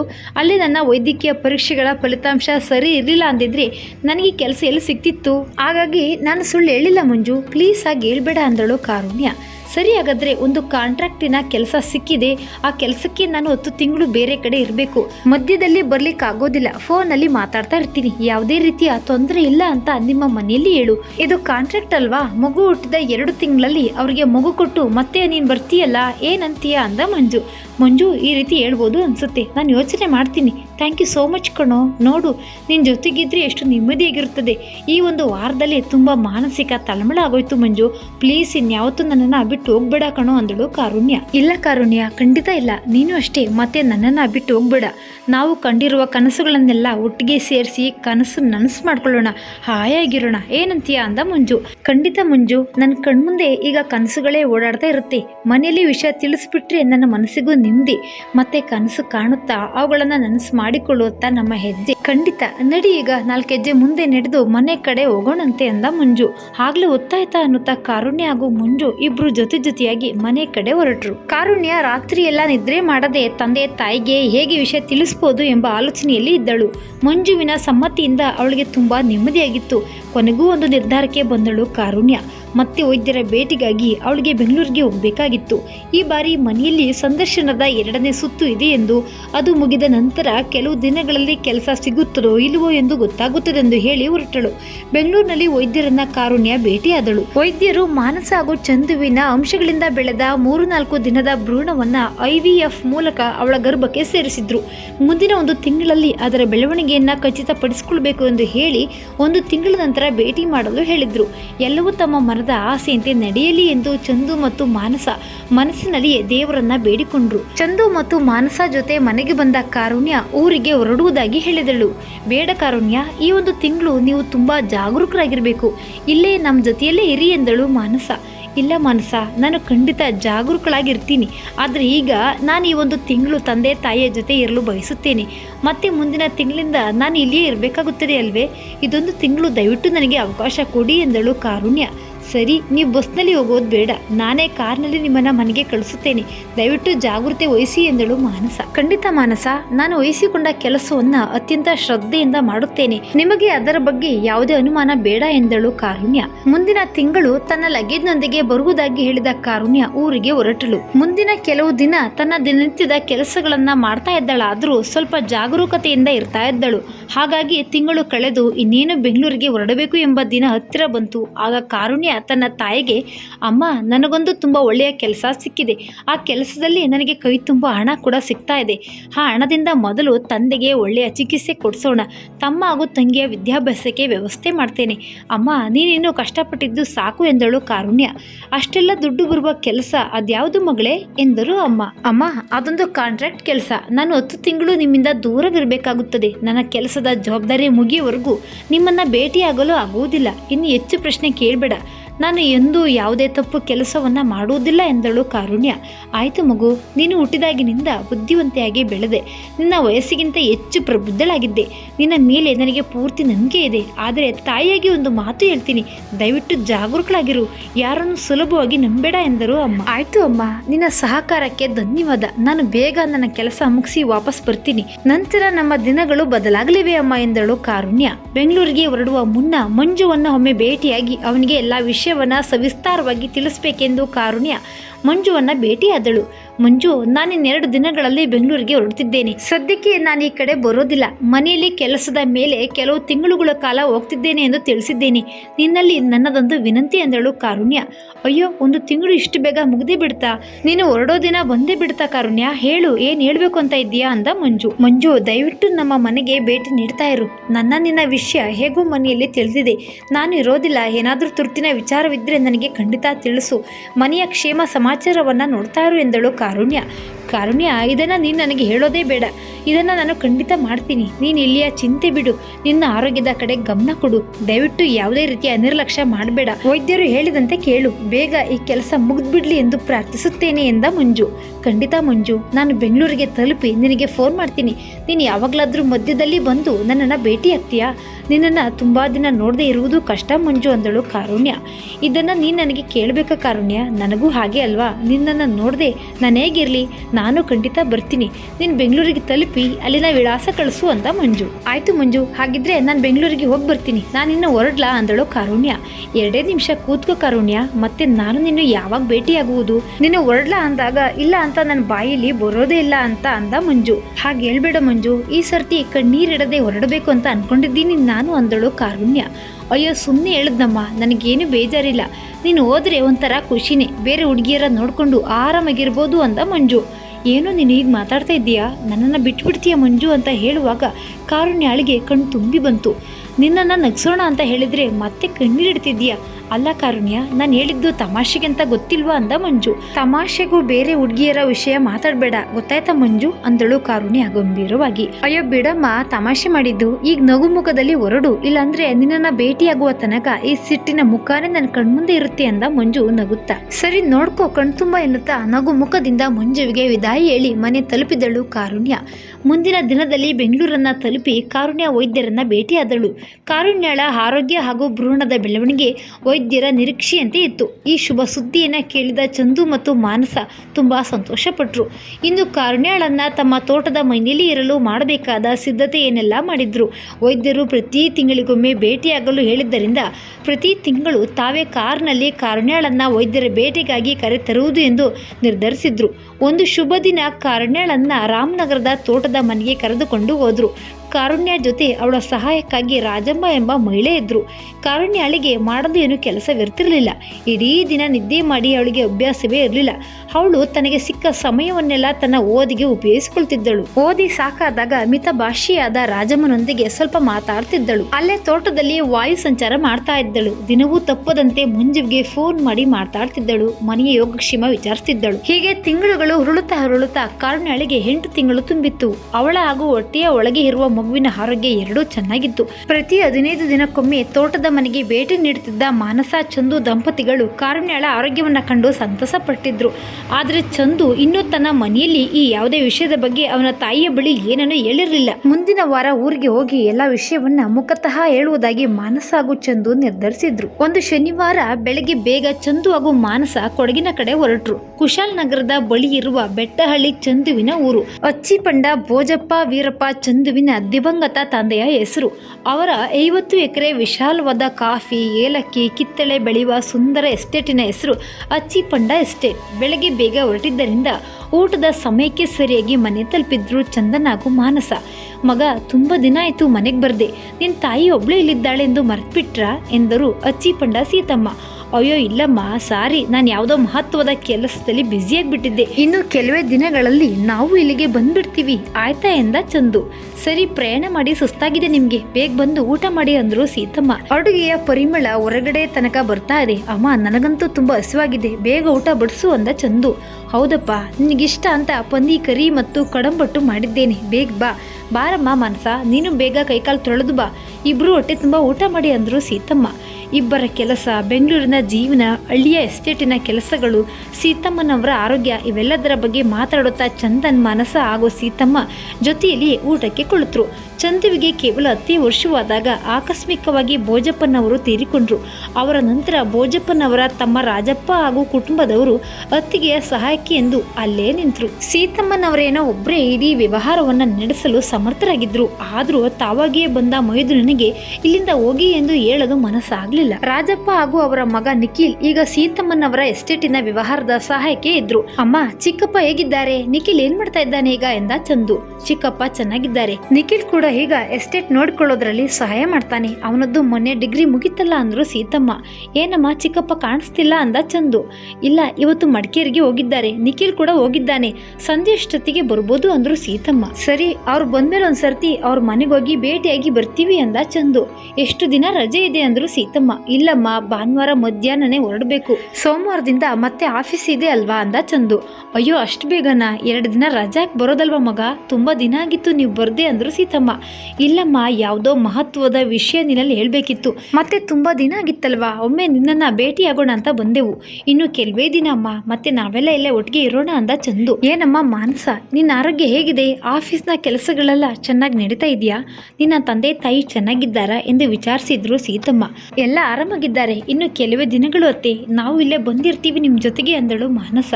ತುಂಬ ಸಂತೋಷ ಕಣಮ್ಮ, ನನಗೂ ಸಾಕಾಗೋಗಿದೆ ಈ ಒಂಟಿ ಜೀವನ, ನೀವಾದ್ರೂ ಜೊತೆ ಇದ್ರೆ ತುಂಬ ಸಂತೋಷವಾಗುತ್ತೆ. ಆ ದೇವರು ಮೊಮ್ಮಗುವನಂತೂ ಕರುಣಿಸಿಲ್ಲ ಅಂದರು ಸೀತಮ್ಮ. ಅಮ್ಮ, ನಿನ್ನ ಹತ್ರ ಒಂದು ಮುಖ್ಯವಾದ ವಿಷಯ ಹೇಳಬೇಕು ಅಂದ ಚಂದು. ಸರಿ, ಈಗ ಊಟ ಆಗಲಿ, ಆಮೇಲೆ ಮಾತಾಡೋಣ ಅಂದರು ಸೀತಮ್ಮ. ಊಟದ ನಂತರ ಇನ್ನೇನು ಮಾತಾಡಬೇಕು ಎಂದು ಕುಳಿತಿರುವಾಗಲೇ ತೋಟದ ಕೆಲಸಗಾರರು ಕರೆದ ದನಿ ಕೇಳಿ ಸೀತಮ್ಮ ಹೊರಗಡೆ ಹೋದ್ರು.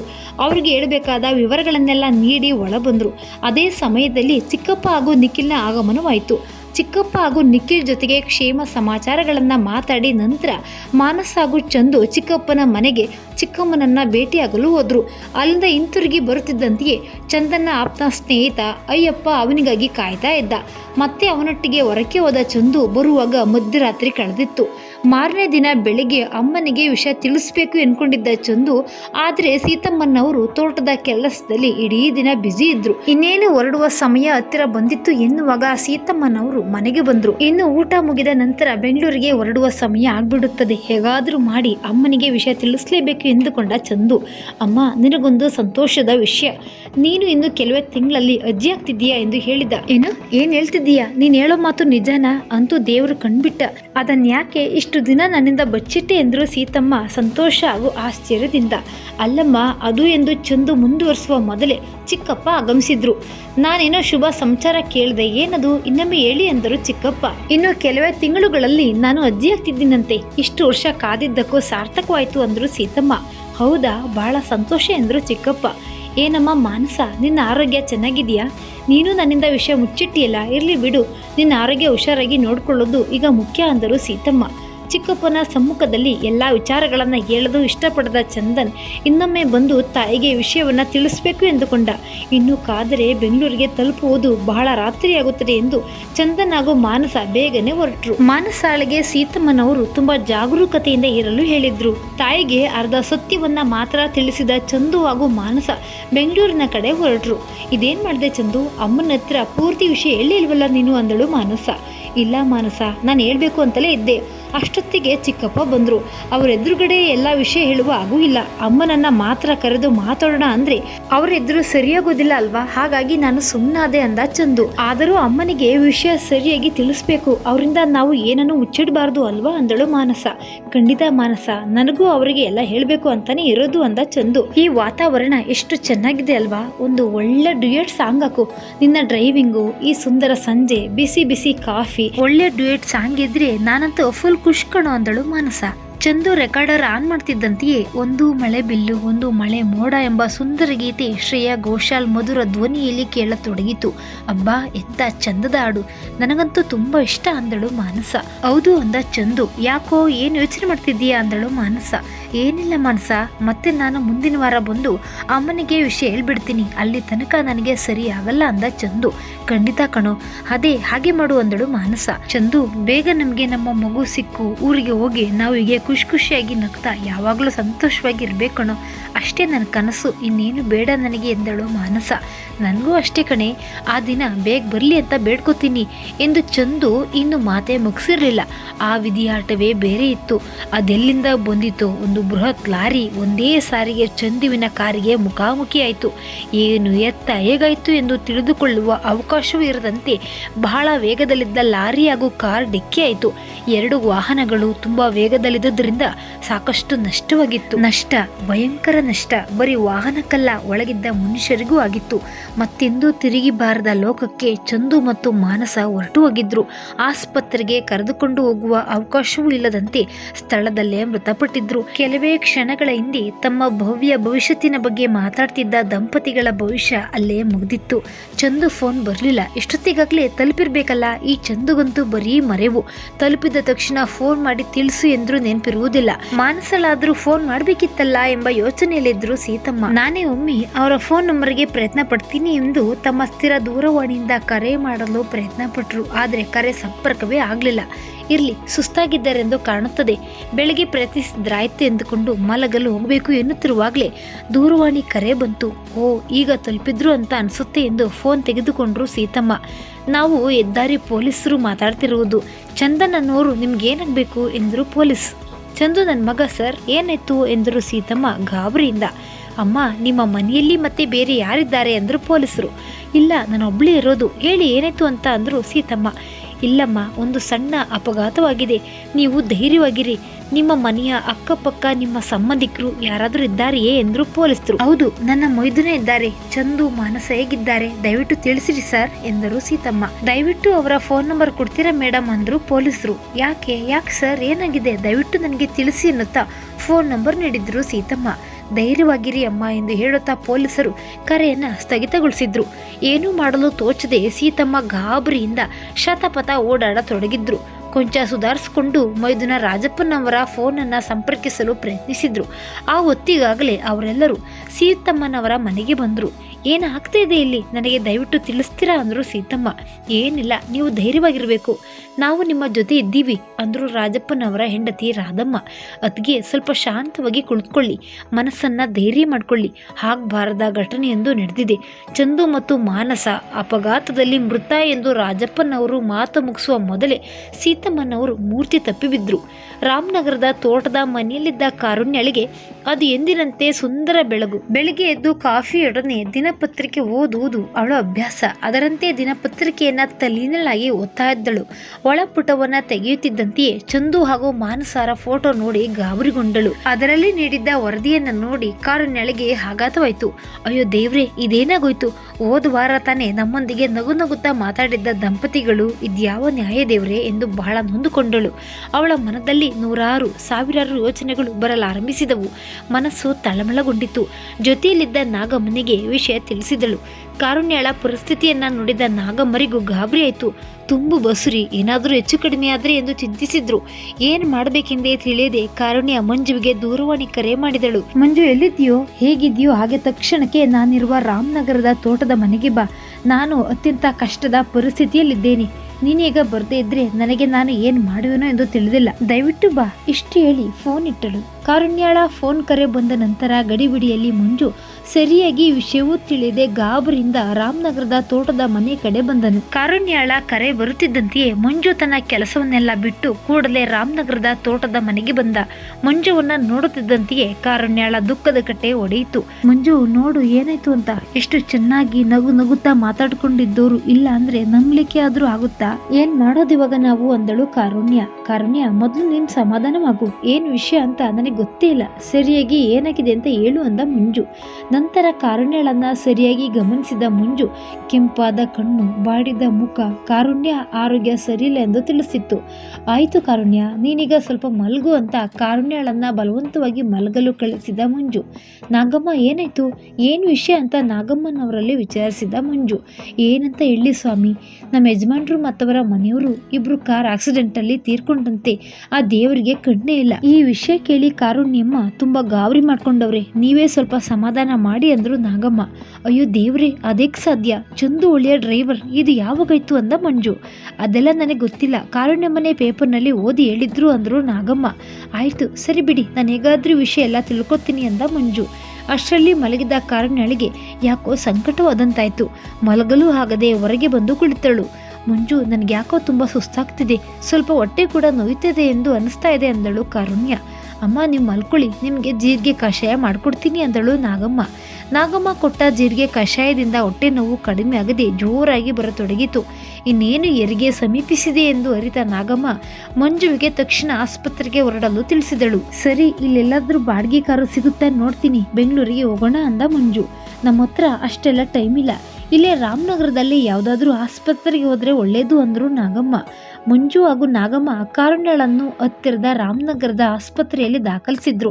ಕೆಲವು ಗಂಟೆಗಳಲ್ಲೇ ಕಾರುಣ್ಯ ಮುದ್ದಾದ ಗಂಡು ಮಗುವಿಗೆ ಜನ್ಮ ನೀಡಿದಳು. ಹಬ್ಬ, ಒಂದು ವಿಚಾರ ಸುಸೂತ್ರವಾಗಿ ಆಯಿತು ಎಂದು ನಿಟ್ಟುಸಿರು ಬಿಟ್ಟ ಮಂಜು. ಆ ಪುಟ್ಟ ಕಂದನ ಮಗುವನ್ನ ನೋಡಿ ಕಾರುಣ್ಯಳಿಗೆ ದುಃಖ ಉಮ್ಮಳಿಸಿತು. ಅಯ್ಯೋ ಕಂದ, ಹುಟ್ಟುವಾಗ ತಾಯಿಯ ಮುಖ ನೋಡುವ ಅದೃಷ್ಟವಾದ್ರೂ ಮಕ್ಕಳಿಗೆ ಇರುತ್ತೆ. ನಿನಗೆ ತಂದೆ ತಾಯಿಯ ಮುಖವನ್ನೇ ನೋಡಲಾಗ್ಲಿಲ್ವಲ್ಲ, ಏನಪ್ಪಾ ನಿನ್ನ ಅದೃಷ್ಟ ಎಂದು ದುಃಖಪಟ್ಟಳು. ನೀವು ಈ ಸಮಯದಲ್ಲಿ ದುಃಖ ಪಡಬಾರ್ದು, ಸಂತೋಷವಾಗಿರಿ. ಮಗುವಿನ ಮುಖವನ್ನು ನೋಡಿ ಬೇರೆಲ್ಲ ಸಮಸ್ಯೆಗಳಿಗೂ ದೇವರು ಉತ್ತರ ಕೊಡುತ್ತಾನೆ, ಯೋಚನೆ ಮಾಡಬೇಡಿ ಅಂದರು ನಾಗಮ್ಮ. ಕಾರುಣ್ಯ, ನೀನೇನು ಚಿಂತಿಸಬೇಡ, ನಿನ್ನೊಡನೆ ನಾನಿದ್ದೇನೆ. ಈ ಮಗುವಿಗೆ ಯಾರು ವಾರಸುದಾರರಿಲ್ಲ ಎಂದೇ ತಿಳಿದುಕೊಳ್ಳೋಣ. ಆಗ ಇದು ನಮ್ಮ ಮಗು, ನೋಡು ಎಷ್ಟು ಮುದ್ದಾಗಿದೆ. ಆ ಮುಗ್ಧ ಮಗುವನ್ನ ನಿರಾಕರಿಸಲು ಆಗುತ್ತದೆಯೇ ಎಂದ ಮಂಜು. ಮಂಜುವಿನ ಮಾತು ಕೇಳಿ ಕಾರುಣ್ಯಳಿಗೆ ಕೊಂಚ ಸಮಾಧಾನವಾಯಿತು. ಆದರೂ ಆ ಪುಟ್ಟ ಮಗುವಿನ ಜವಾಬ್ದಾರಿಯನ್ನ ಹೊರುವುದು ಎಂದ್ರೆ ತಮಾಷೆಯ ಮಾತೆ. ತನ್ನ ಕನಸುಗಳ ಗತಿ ಏನು? ಇನ್ನೊಬ್ಬರ ವಸ್ತುವನ್ನ ತಾವು ಇಟ್ಟುಕೊಳ್ಳುವುದೆಂದ್ರೆ ತಪ್ಪಲ್ವೇ? ಆ ಪುಟ್ಟ ಮಗುವನ್ನ ಸಾಕುವುದೆಂದ್ರೆ ಸುಲಭವೇ? ಅದಕ್ಕೆ ಒಳ್ಳೆಯ ಭವಿಷ್ಯ ನೀಡಬೇಕಲ್ವೇ? ಅದು ನಮ್ಮಿಂದ ಸಾಧ್ಯವೇ ಎಂಬ ನೂರಾರು ಪ್ರಶ್ನೆಗಳು ಕಾರುಣ್ಯಳ ಮನದಲ್ಲಿ ಮೂಡಿತ್ತು.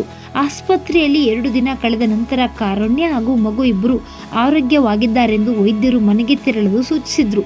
ಕಾರುಣ್ಯ ನಿಧಾನವಾಗಿ ಮಗುವಿನ ಮುಖವನ್ನ ನೋಡುತ್ತಾ ತನ್ನ ನೋವನ್ನ ಮರೆಯಲು ಪ್ರಯತ್ನಿಸುತ್ತಿದ್ದಳು. ಮಂಜು ಕೂಡ ಕೆಲವು ದಿನ ಕಾರುಣ್ಯಳ ಜೊತೆಗೆ ಇದ್ದ. ಮಂಜು ತನ್ನ ಮನದಲ್ಲಿ ಒಂದು ನಿರ್ಧಾರವನ್ನ ಮಾಡಿದ್ದ. ಈ ಪುಟ್ಟ ಹಕ್ಕಿಯನ್ನ ತನ್ನ ಗೂಡಿಗೆ ಸೇರಿಸಲೇಬೇಕು. ಈ ಕೆಲಸಕ್ಕೆ ನನ್ನ ಪೂರ್ಣ ಪ್ರಯತ್ನವನ್ನ ನಾನು ಮಾಡುತ್ತೀನಿ.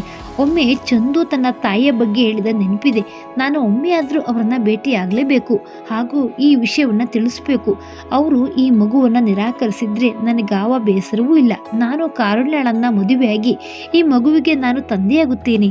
ಆದರೆ ಆ ಮಗುವನ್ನ ಅದರ ಮನೆಗೆ ಸೇರಿಸುವ ಒಂದು ಪ್ರಯತ್ನವನ್ನ ಮಾಡದೆ ಸೋಲು ಒಪ್ಪಿಕೊಳ್ಳಲಾರೆ ಎಂದು ಮನದಲ್ಲಿಯೇ ನಿರ್ಧರಿಸಿದ ಮಂಜು ಕೊಡಗಿನತ್ತ ಪ್ರಯಾಣ ಬೆಳೆಸಿದನು. ಕೊಡಗಿನ ಅಚ್ಚಿಪಂಡ ಎಸ್ಟೇಟ್ನಲ್ಲಿ ದಿವ್ಯ ಮೌನ. ಸೀತಮ್ಮ ಯಾವುದೇ ಭಾವನೆಯನ್ನು ತೋರ್ಪಡಿಸದೆ ನಿರ್ಲಿಪ್ತ ಮುಖದಿಂದ ಕುಳಿತು ಎಲ್ಲವನ್ನ ವೀಕ್ಷಿಸುತ್ತಿದ್ರು. ಪೋಸ್ಟ್ ಮಾರ್ಟಮ್ ನಡೆದು 2 ಶವಗಳನ್ನ ಮನೆಗೆ ತರುವಾಗ ಬಹಳ ತಡವಾಗಿತ್ತು.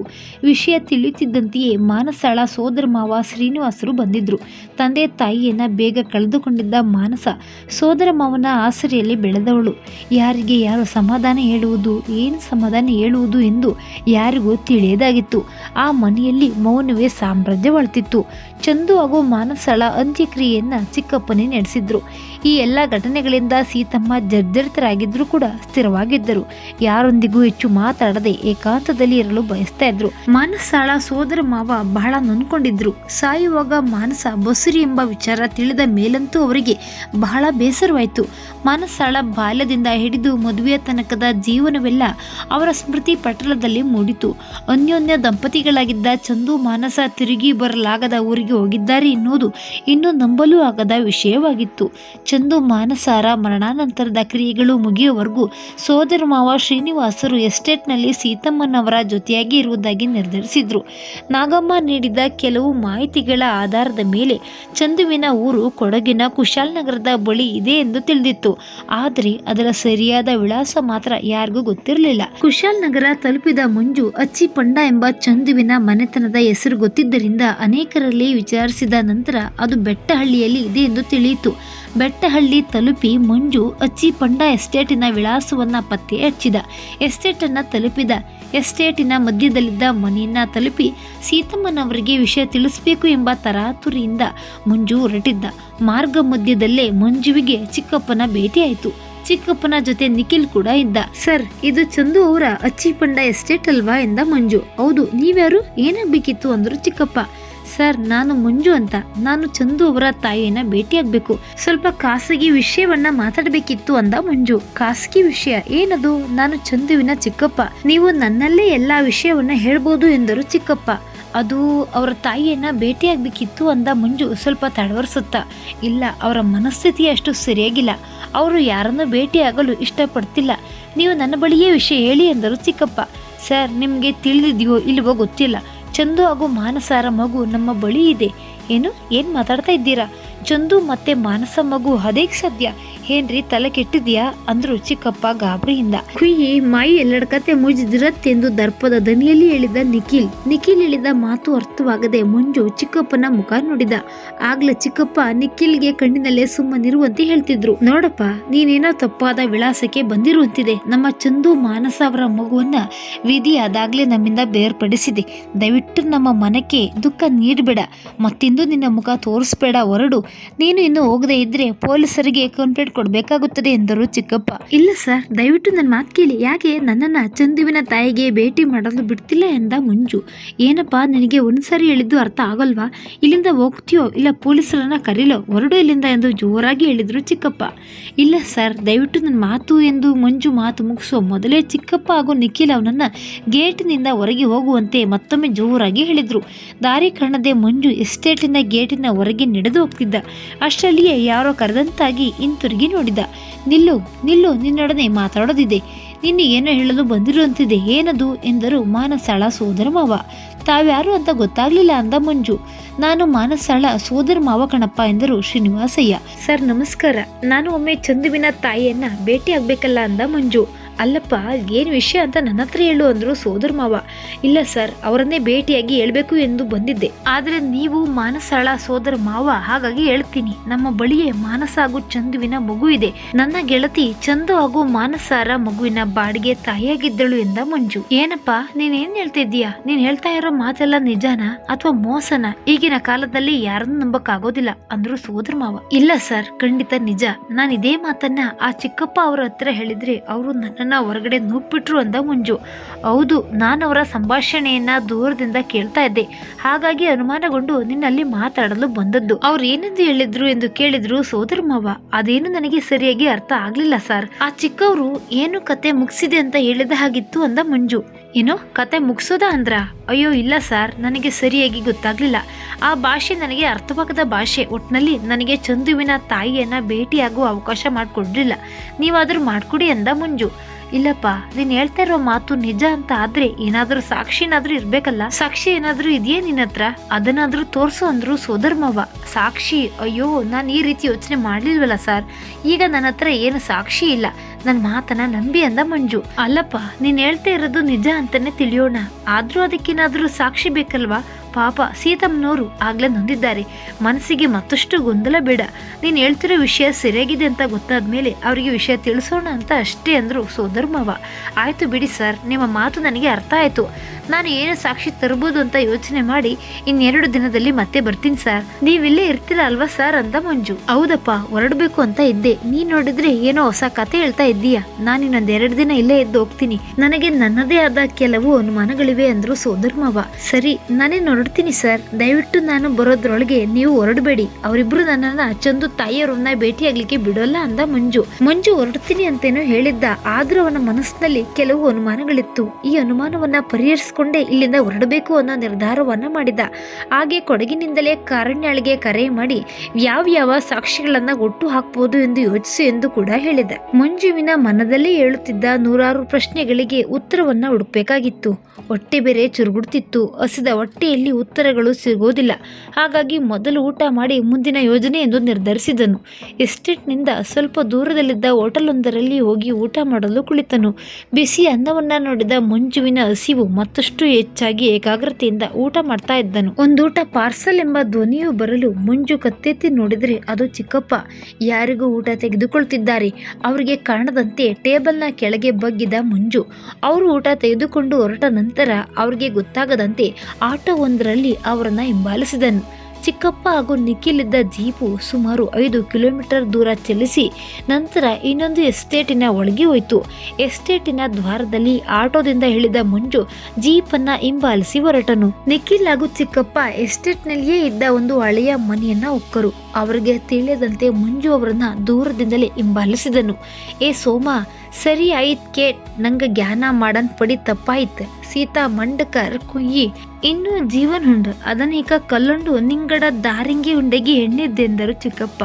ಅಯ್ಯೋ ಅಣ್ಣಯ್ಯ, ನಾನೇ ಮಾಡುವೆ ಎಂದ ಸೋಮ.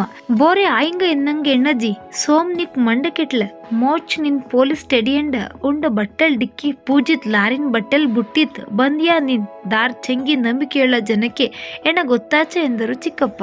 ಎಡತ್ತ ಇಕ ಕೂಳ್ ಹೊಣ್ಣೆಂದು ಬಾಗಿಲಿಗೆ ಬೀಗ ಹಾಕಿ ನಿಖಿಲ್ ಹಾಗೂ ಚಿಕ್ಕಪ್ಪ ಹೊರಬಂದ್ರು. ಮಂಜುವಿಗೆ ಸರಿಯಾಗಿ ಅರ್ಥವಾಗದ ಭಾಷೆಯಲ್ಲಿ ನಡೆದ ಈ ಸಂಭಾಷಣೆಯನ್ನು ಮಂಜು ತನ್ನ ಮೊಬೈಲ್ನಲ್ಲಿ ರೆಕಾರ್ಡ್ ಮಾಡಿಕೊಂಡನು. ಆದರೆ ಚಿಕ್ಕಪ್ಪ ಹಾಗೂ ನಿಖಿಲ್ ನಂಬಿಕೆಗೆ ಯೋಗ್ಯರಲ್ಲ ಎಂಬ ವಿಷಯ ಅವನಿಗೆ ತಿಳಿಯಿತು. ಕಾರುಣ್ಯ ಹಾಗೂ ಮಗುವಿನ ಸುರಕ್ಷತೆಯ ಬಗ್ಗೆ ಅನುಮಾನ ಮೂಡಿತು. ಚಿಕ್ಕಪ್ಪ ಹಾಗೂ ನಿಖಿಲ್ನ ನಿರ್ಗಮನದ ನಂತರ ಮಂಜು ನಿಧಾನವಾಗಿ ಎಸ್ಟೇಟ್ನಿಂದ ಹೊರಬಂದನು. ಮೊದಲು ಕಾರುಣ್ಯಾಳಿಗೆ ಕರೆ ಮಾಡಿದ್ದ ಮಂಜು ಯಾವುದಾದ್ರೂ ಬಾಡಿಗೆಯ ಕಾರನ್ನ ಗೊತ್ತು ಮಾಡಿಕೊಂಡು ನಾಗಮ್ಮನೊಂದಿಗೆ ಕೂಡಲೇ ಕುಶಾಲನಗರಕ್ಕೆ ಇರಬೇಕೆಂದು ತಿಳಿಸಿದನು. ಮಧ್ಯೆ ಎಲ್ಲಿಯೂ ಕಾರ್ ನಿಲ್ಲಿಸದೆ ಬಾ ಎಂಬ ಕಿವಿ ಮಾತನ್ನು ಹೇಳಿದನು.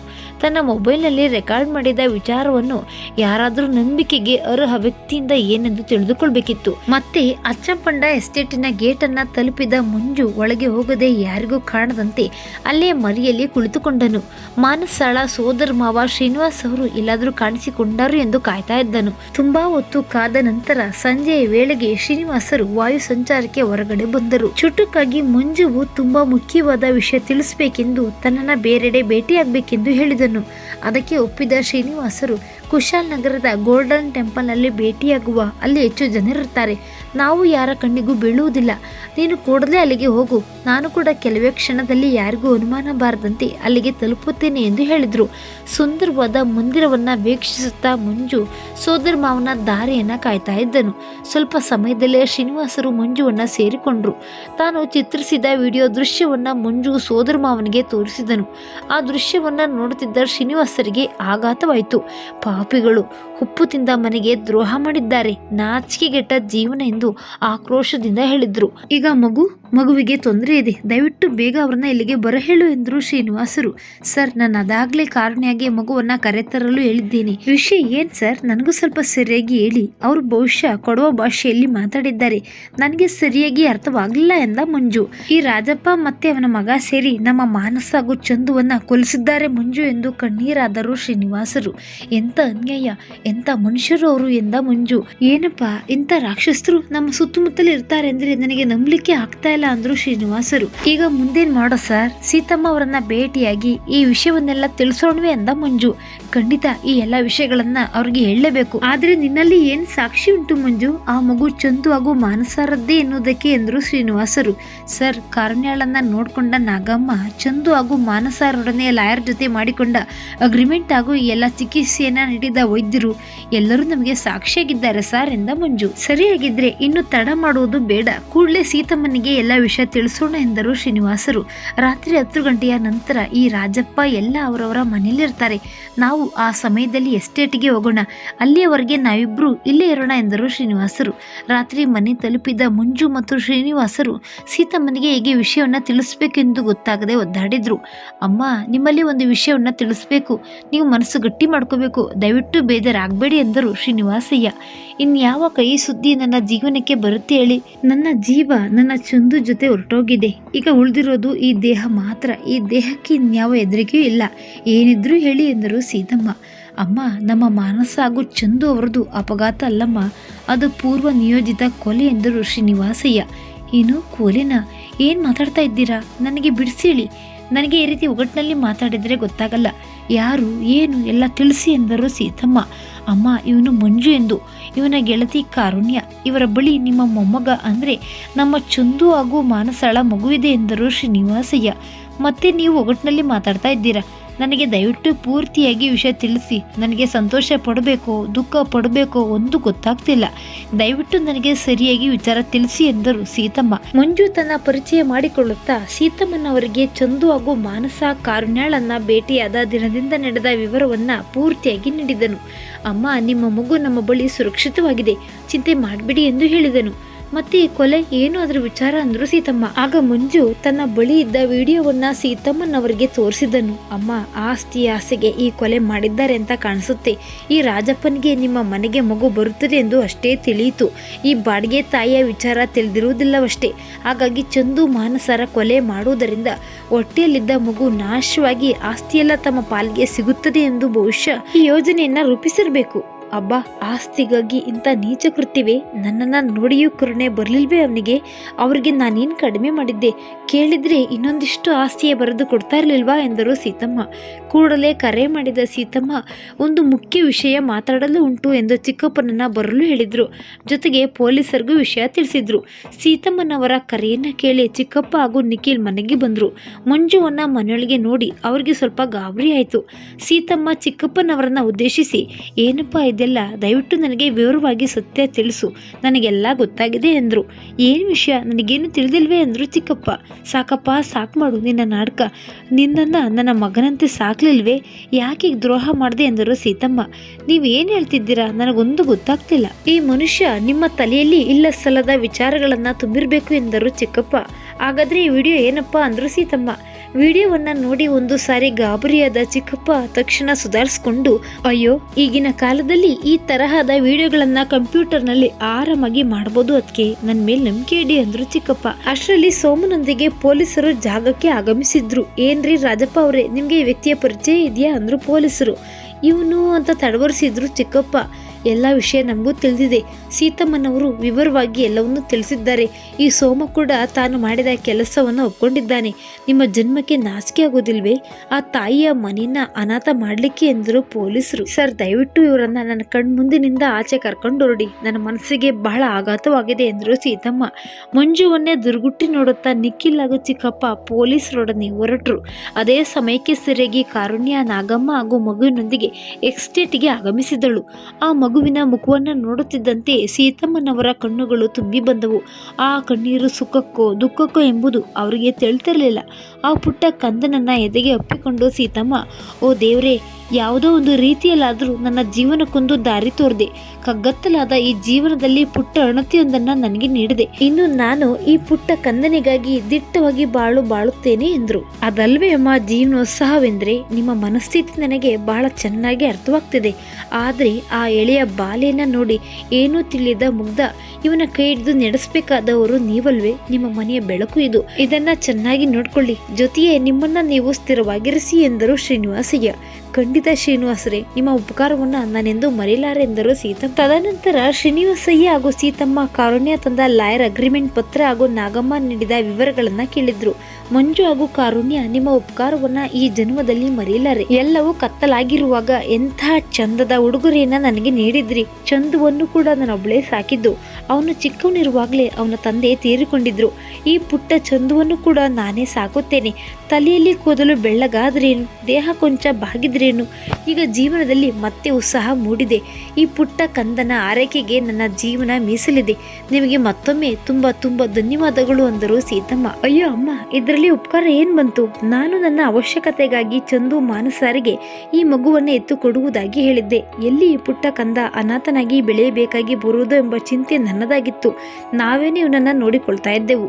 ಆದರೂ ಅವನು ಈ ಮನೆಯ ಆಸ್ತಿಯಲ್ವೇ ಎಂದಳು ಕಾರುಣ್ಯ. ಹೌದು ಅಮ್ಮ, ನೀವು ನಮ್ಗೇನು ಕೃತಜ್ಞತೆ ಹೇಳುವುದು ಬೇಡ. ಇದು ನಮ್ಮ ಕರ್ತವ್ಯ. ಈ ಪುಟ್ಟ ಹಕ್ಕಿಯನ್ನ ಅದರ ಗೂಡಿಗೆ ಸೇರಿಸಬೇಕಾಗಿತ್ತು. ಆದರೆ ಈ ದುರ್ಘಟನೆಯ ಹಿಂದೆ ಇಷ್ಟೆಲ್ಲ ತಂತ್ರ ನಡೆದಿದೆ ಎಂದು ನನಗೂ ಗೊತ್ತಿರಲಿಲ್ಲ. ಸ್ವಲ್ಪ ಅನುಮಾನವೇನು ಬಂದಿತ್ತು. ಇಲ್ಲಿ ಬಂದು ನೋಡಿದಾಗ ಎಲ್ಲ ವಿವರವಾಗಿ ತಿಳಿಯಿತು. ಆ ನಿಗೂಢ ವಿಷಯವನ್ನ ಬೆಳಕಿಗೆ ತರಲು ನಾನು ನಿಮಿತ್ತ ಮಾತ್ರನಾದೆ ಅಷ್ಟೇ. ಹಾಗಾದ್ರೆ ಅಮ್ಮ, ನಾವಿನ್ನು ನಾಳೆ ಹೊರಡುವುದೇ ಎಂದ ಮಂಜು. ಕಾರುಣ್ಯ, ಇನ್ನೂ 1 ತಿಂಗಳಾದ್ರೂ ಇಲ್ಲಿ ಉಳಿಯಲಿ. ಮಗುವಿಗೆ 2 ತಿಂಗಳಾದ್ರೂ ತುಂಬಲಿ. ನಂತರ ಖಂಡಿತ ನಿಮ್ಮನ್ನ ಆ ಬಂಧನದಲ್ಲಿ ಸಿಲುಕಿಸುವುದಿಲ್ಲ. ನಿಮ್ಮ ಕನಸಿನ ಬೇಟೆಗೆ ಹೋಗಲು ನೀವು ಸ್ವತಂತ್ರರು ಎಂದರು ಸೀತಮ್ಮ. ಖಂಡಿತ ಅಮ್ಮ, ಈ ಕಂದನಿಗೆ 2 ತಿಂಗಳು ಆಗೋವರೆಗೂ ನಾನಿಲ್ಲೇ ಇರ್ತೀನಿ. ನೀವು ನಿಶ್ಚಿಂತೆಯಿಂದಿರಿ ಎಂದಳು ಕಾರುಣ್ಯ. ಬೇಗ ನಿಮ್ಮ ಕನಸು ಈಡೇರಲಿ. ನಿಮ್ಮ ಕಲ್ಯಾಣದ ಸಿಹಿ ಸುದ್ದಿ ನಮಗೆ ತಲುಪಲಿ ಎಂದರು ಸೀತಮ್ಮ. ಮದ್ವೆ ಎಂಬ ಪದ ಕೇಳಿ ನಾಚಿ ಕೆಂಪಾದ ಕಾರುಣ್ಯ ಮಂಜುವಿನ ಮುಖ ನೋಡುತ್ತಾ ಮುಗುಳ್ನಕ್ಕಳು. ಕಾರುಣ್ಯ, ಮದುವೆಗೆ ಇನ್ನೂ ಸಮಯ ಇದೆ. ಮದುವೆಯ ಕನಸನ್ನ ಆಮೇಲೆ ಕಾಣು. ಈಗ ಸುಸ್ತಾಗಿದ್ದೀಯಾ? ಬಿಸಿ ಬಿಸಿ ಊಟ ಮಾಡಿ ಬೇಗ ಮಲ್ಗು. ನೀನಿನ್ನು ಬಾಣಂತಿ ಎಂದು ಸೀತಮ್ಮ ಹಾಗೂ ನಾಗಮ್ಮ ಒಳ ಮನೆಗೆ ಹೋದ್ರು. ಮಂಜು, ನಾನು ತೆಗೆದುಕೊಂಡ ನಿರ್ಧಾರದಿಂದ ಎಷ್ಟು ಕಷ್ಟಗಳು ಬಂತು. ಎಲ್ಲವೂ ನಿನ್ನಿಂದಾಗಿ ಎಷ್ಟು ಸುಲಭವಾಗಿ ಪರಿಹಾರವಾಯಿತು. ನಿನಗೆ ನಾನೇನು ಧನ್ಯವಾದ ಹೇಳುವುದಿಲ್ಲ. ಆದ್ರೆ ನನ್ನ ಆಯ್ಕೆ ಸರಿಯಾಗಿದೆ ಎಂಬ ಹೆಮ್ಮೆ ನನಗಿದೆ ಎಂದಳು ಕಾರುಣ್ಯ. ಅಂತೂ ಕಾರುಣ್ಯ, ನಾವು ಒಪ್ಪಿಕೊಂಡ ಕೆಲಸವನ್ನ ಯಶಸ್ವಿಯಾಗಿ ಮುಗಿಸಾಗಿದೆ. ಚಂದು ಮಾನಸ ಬದುಕಿದ್ರೆ ತುಂಬಾ ತುಂಬಾ ಖುಷಿ ಆಗ್ತಿತ್ತು. ಇರ್ಲಿ, ಈಗ ಈ ಪುಟ್ಟ ಮರಿ ತನ್ನ ಗೂಡು ಸೇರಿದೆ. ಅದೇ ನೆಮ್ಮದಿ ಅಂದ ಮಂಜು ಹಾಗೂ ಕಾರುಣ್ಯ ನೆಮ್ಮದಿಯ ನಾಳೆಗಳ ಕನಸು ಕಾಣತೊಡಗಿದ್ರು. IAS ಎಕ್ಸಾಮ್ಗಾಗಿ ಮತ್ತೆ ಕಾರುಣ್ಯಳನ್ನ ಅವರು ದುಂಬಿಸಿ ದೆಹಲಿಯಲ್ಲಿ ತರಬೇತಿ ಕೊಡಿಸಿದ ಮಂಜು ಅಂತೂ ಕಷ್ಟಪಟ್ಟು ಕಾರುಣ್ಯ ಛಲ ಬಿಡದೆ IAS ಅಧಿಕಾರಿಯಾದಳು. ತಾಯಿಯ ಕೂಲಿ ಕೆಲಸ ಬಿಡಿಸಿ ತವರಿಗೆ ನೆರವಾದಳು. ತನ್ನ ತಂದೆಗೆ ಒಳ್ಳೆಯ ಚಿಕಿತ್ಸೆ ಕೊಡಿಸಿ ಕಾಯಿಲೆಯಿಂದ ಗುಣಪಡಿಸುವಲ್ಲಿ ಯಶಸ್ವಿಯಾದಳು. ತಮ್ಮ ತಂಗಿಯರನ್ನ ಚೆನ್ನಾಗಿ ಓದಿಸಿ ಅವರ ಬದುಕಿಗೂ ನೆರವಾದಳು. ತನ್ನ ಇಷ್ಟೆಲ್ಲ ಸಾಧನೆಗೆ ಬೆಂಬಲವಾಗಿ ನಿಂತ ಮಂಜುವನ್ನು ಮದುವೆಯಾಗಿ ಆತ ಕಬಡ್ಡಿ ಆಟಗಾರನಾಗಿ ರೂಪುಗೊಳ್ಳುವುದಕ್ಕಾಗಿ ನಿಂತು ಆತನ ಯಶಸ್ಸಿಗೆ ಕಾರಣಳಾಗಿ ಆತನ ಮಕ್ಕಳಿಗೆ ತಾಯಿಯಾಗಿ ಯಶಸ್ವಿ ದಂಪತಿಗಳಾದರು. ಕೊನೆಗೆ ಚಂದು ಮಾನಸಾರ ಮಗುವಿಗೆ ತಂದೆ ತಾಯಿಯಾಗಿ ಜವಾಬ್ದಾರಿಯುತ ಜೀವನ ಸಾಗಿಸತೊಡಗಿದ್ರು. ಮತ್ತೊಂದು ಕಥೆಯೊಂದಿಗೆ ಭೇಟಿಯಾಗೋಣ. ಧನ್ಯವಾದಗಳು.